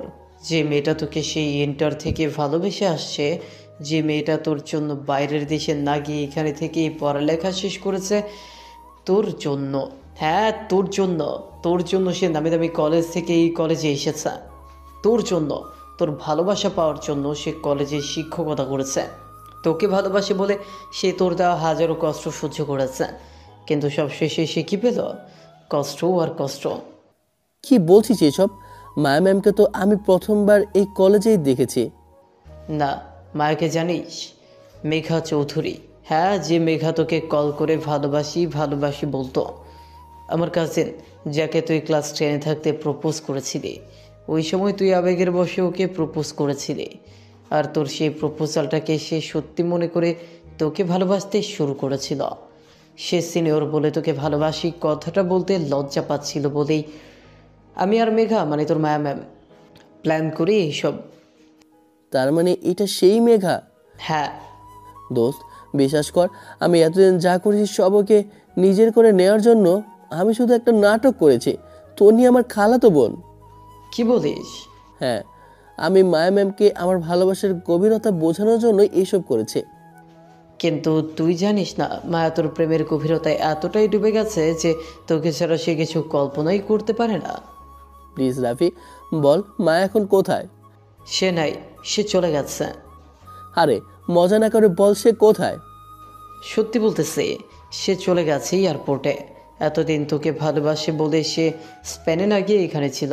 আর যখন তোকে সে তার ভালোবাসাটার উপলব্ধি করাতে পারলো না, তার দেশে থাকার মানেটাও নেই। তাই সে কাল এসে তোকে বলতে চেয়েছিল সে আজ দেশ ছেড়ে তার বাবার কাছে চলে যাবে, কিন্তু তুই তোর একটা কথাও শুনলি না। কথাগুলো শুনে আমার পায়ের তলার মাটি যেন সরে গেল। পাখিটা এতটা কষ্ট দেওয়া উচিত হয়নি। চোখ দিয়ে অশ্রু গড়িয়ে পড়তে লাগলো। আমি রাফিকে বললাম, ভাই ওর ফ্লাইট কয়টায়? 1 ঘন্টা পর। কি বলিস কি? হ্যাঁ। প্লিজ ভাই ওকে যেতে না কর প্লিজ।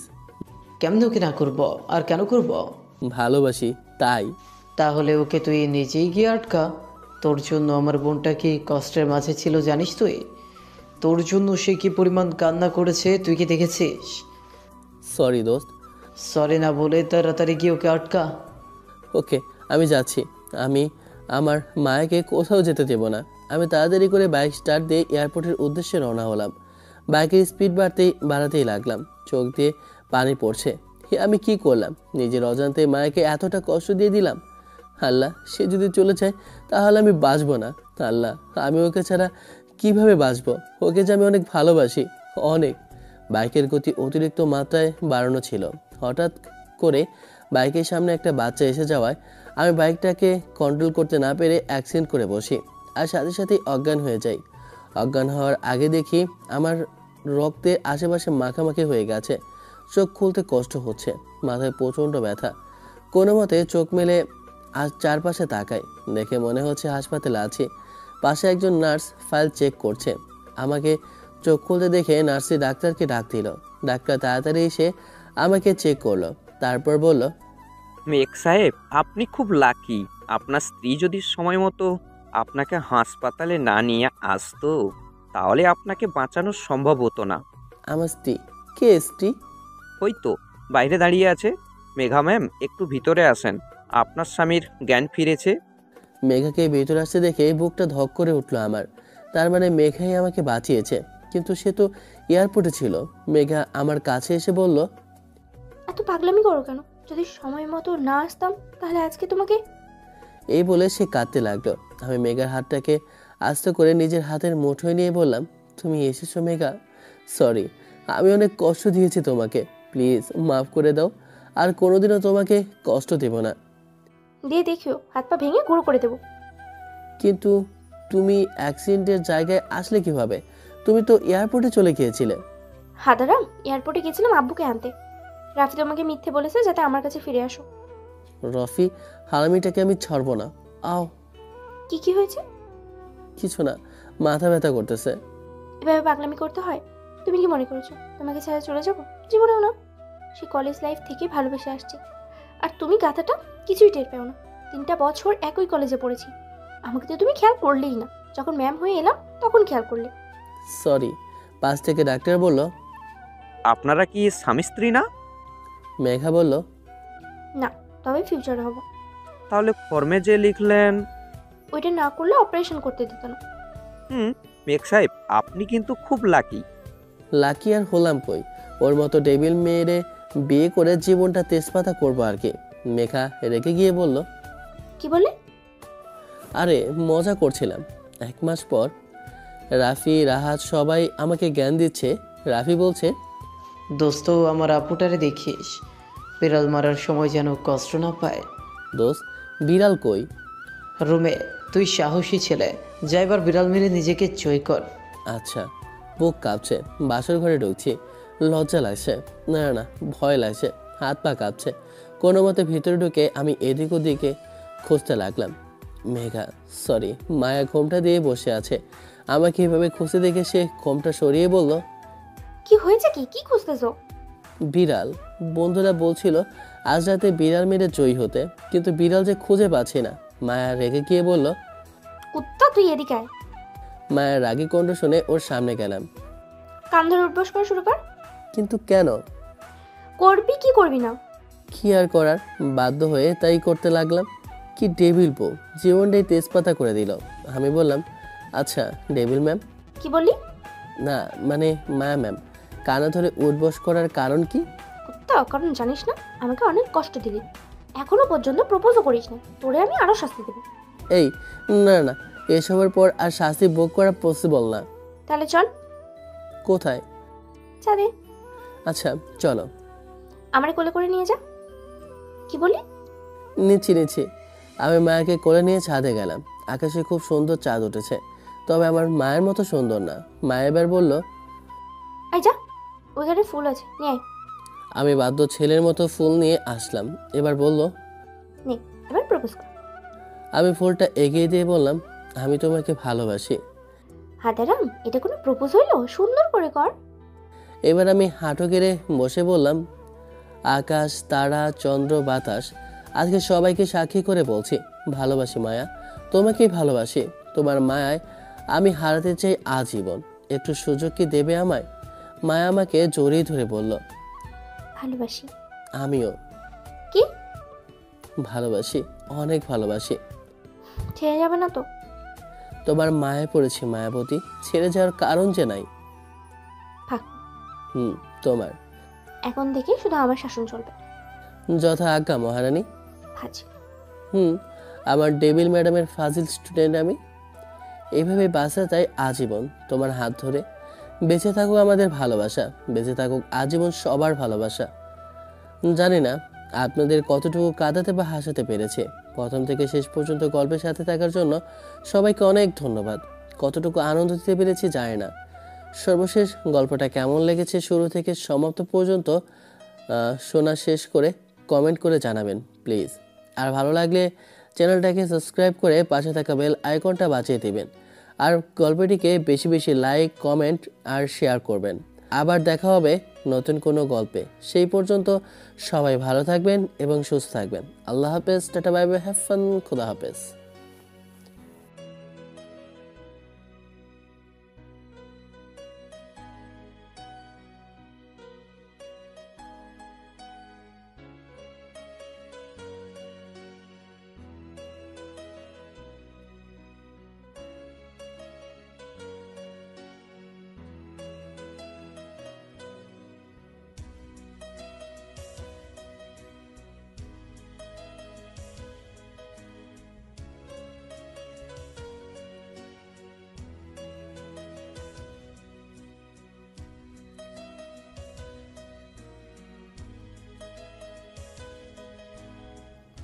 কি?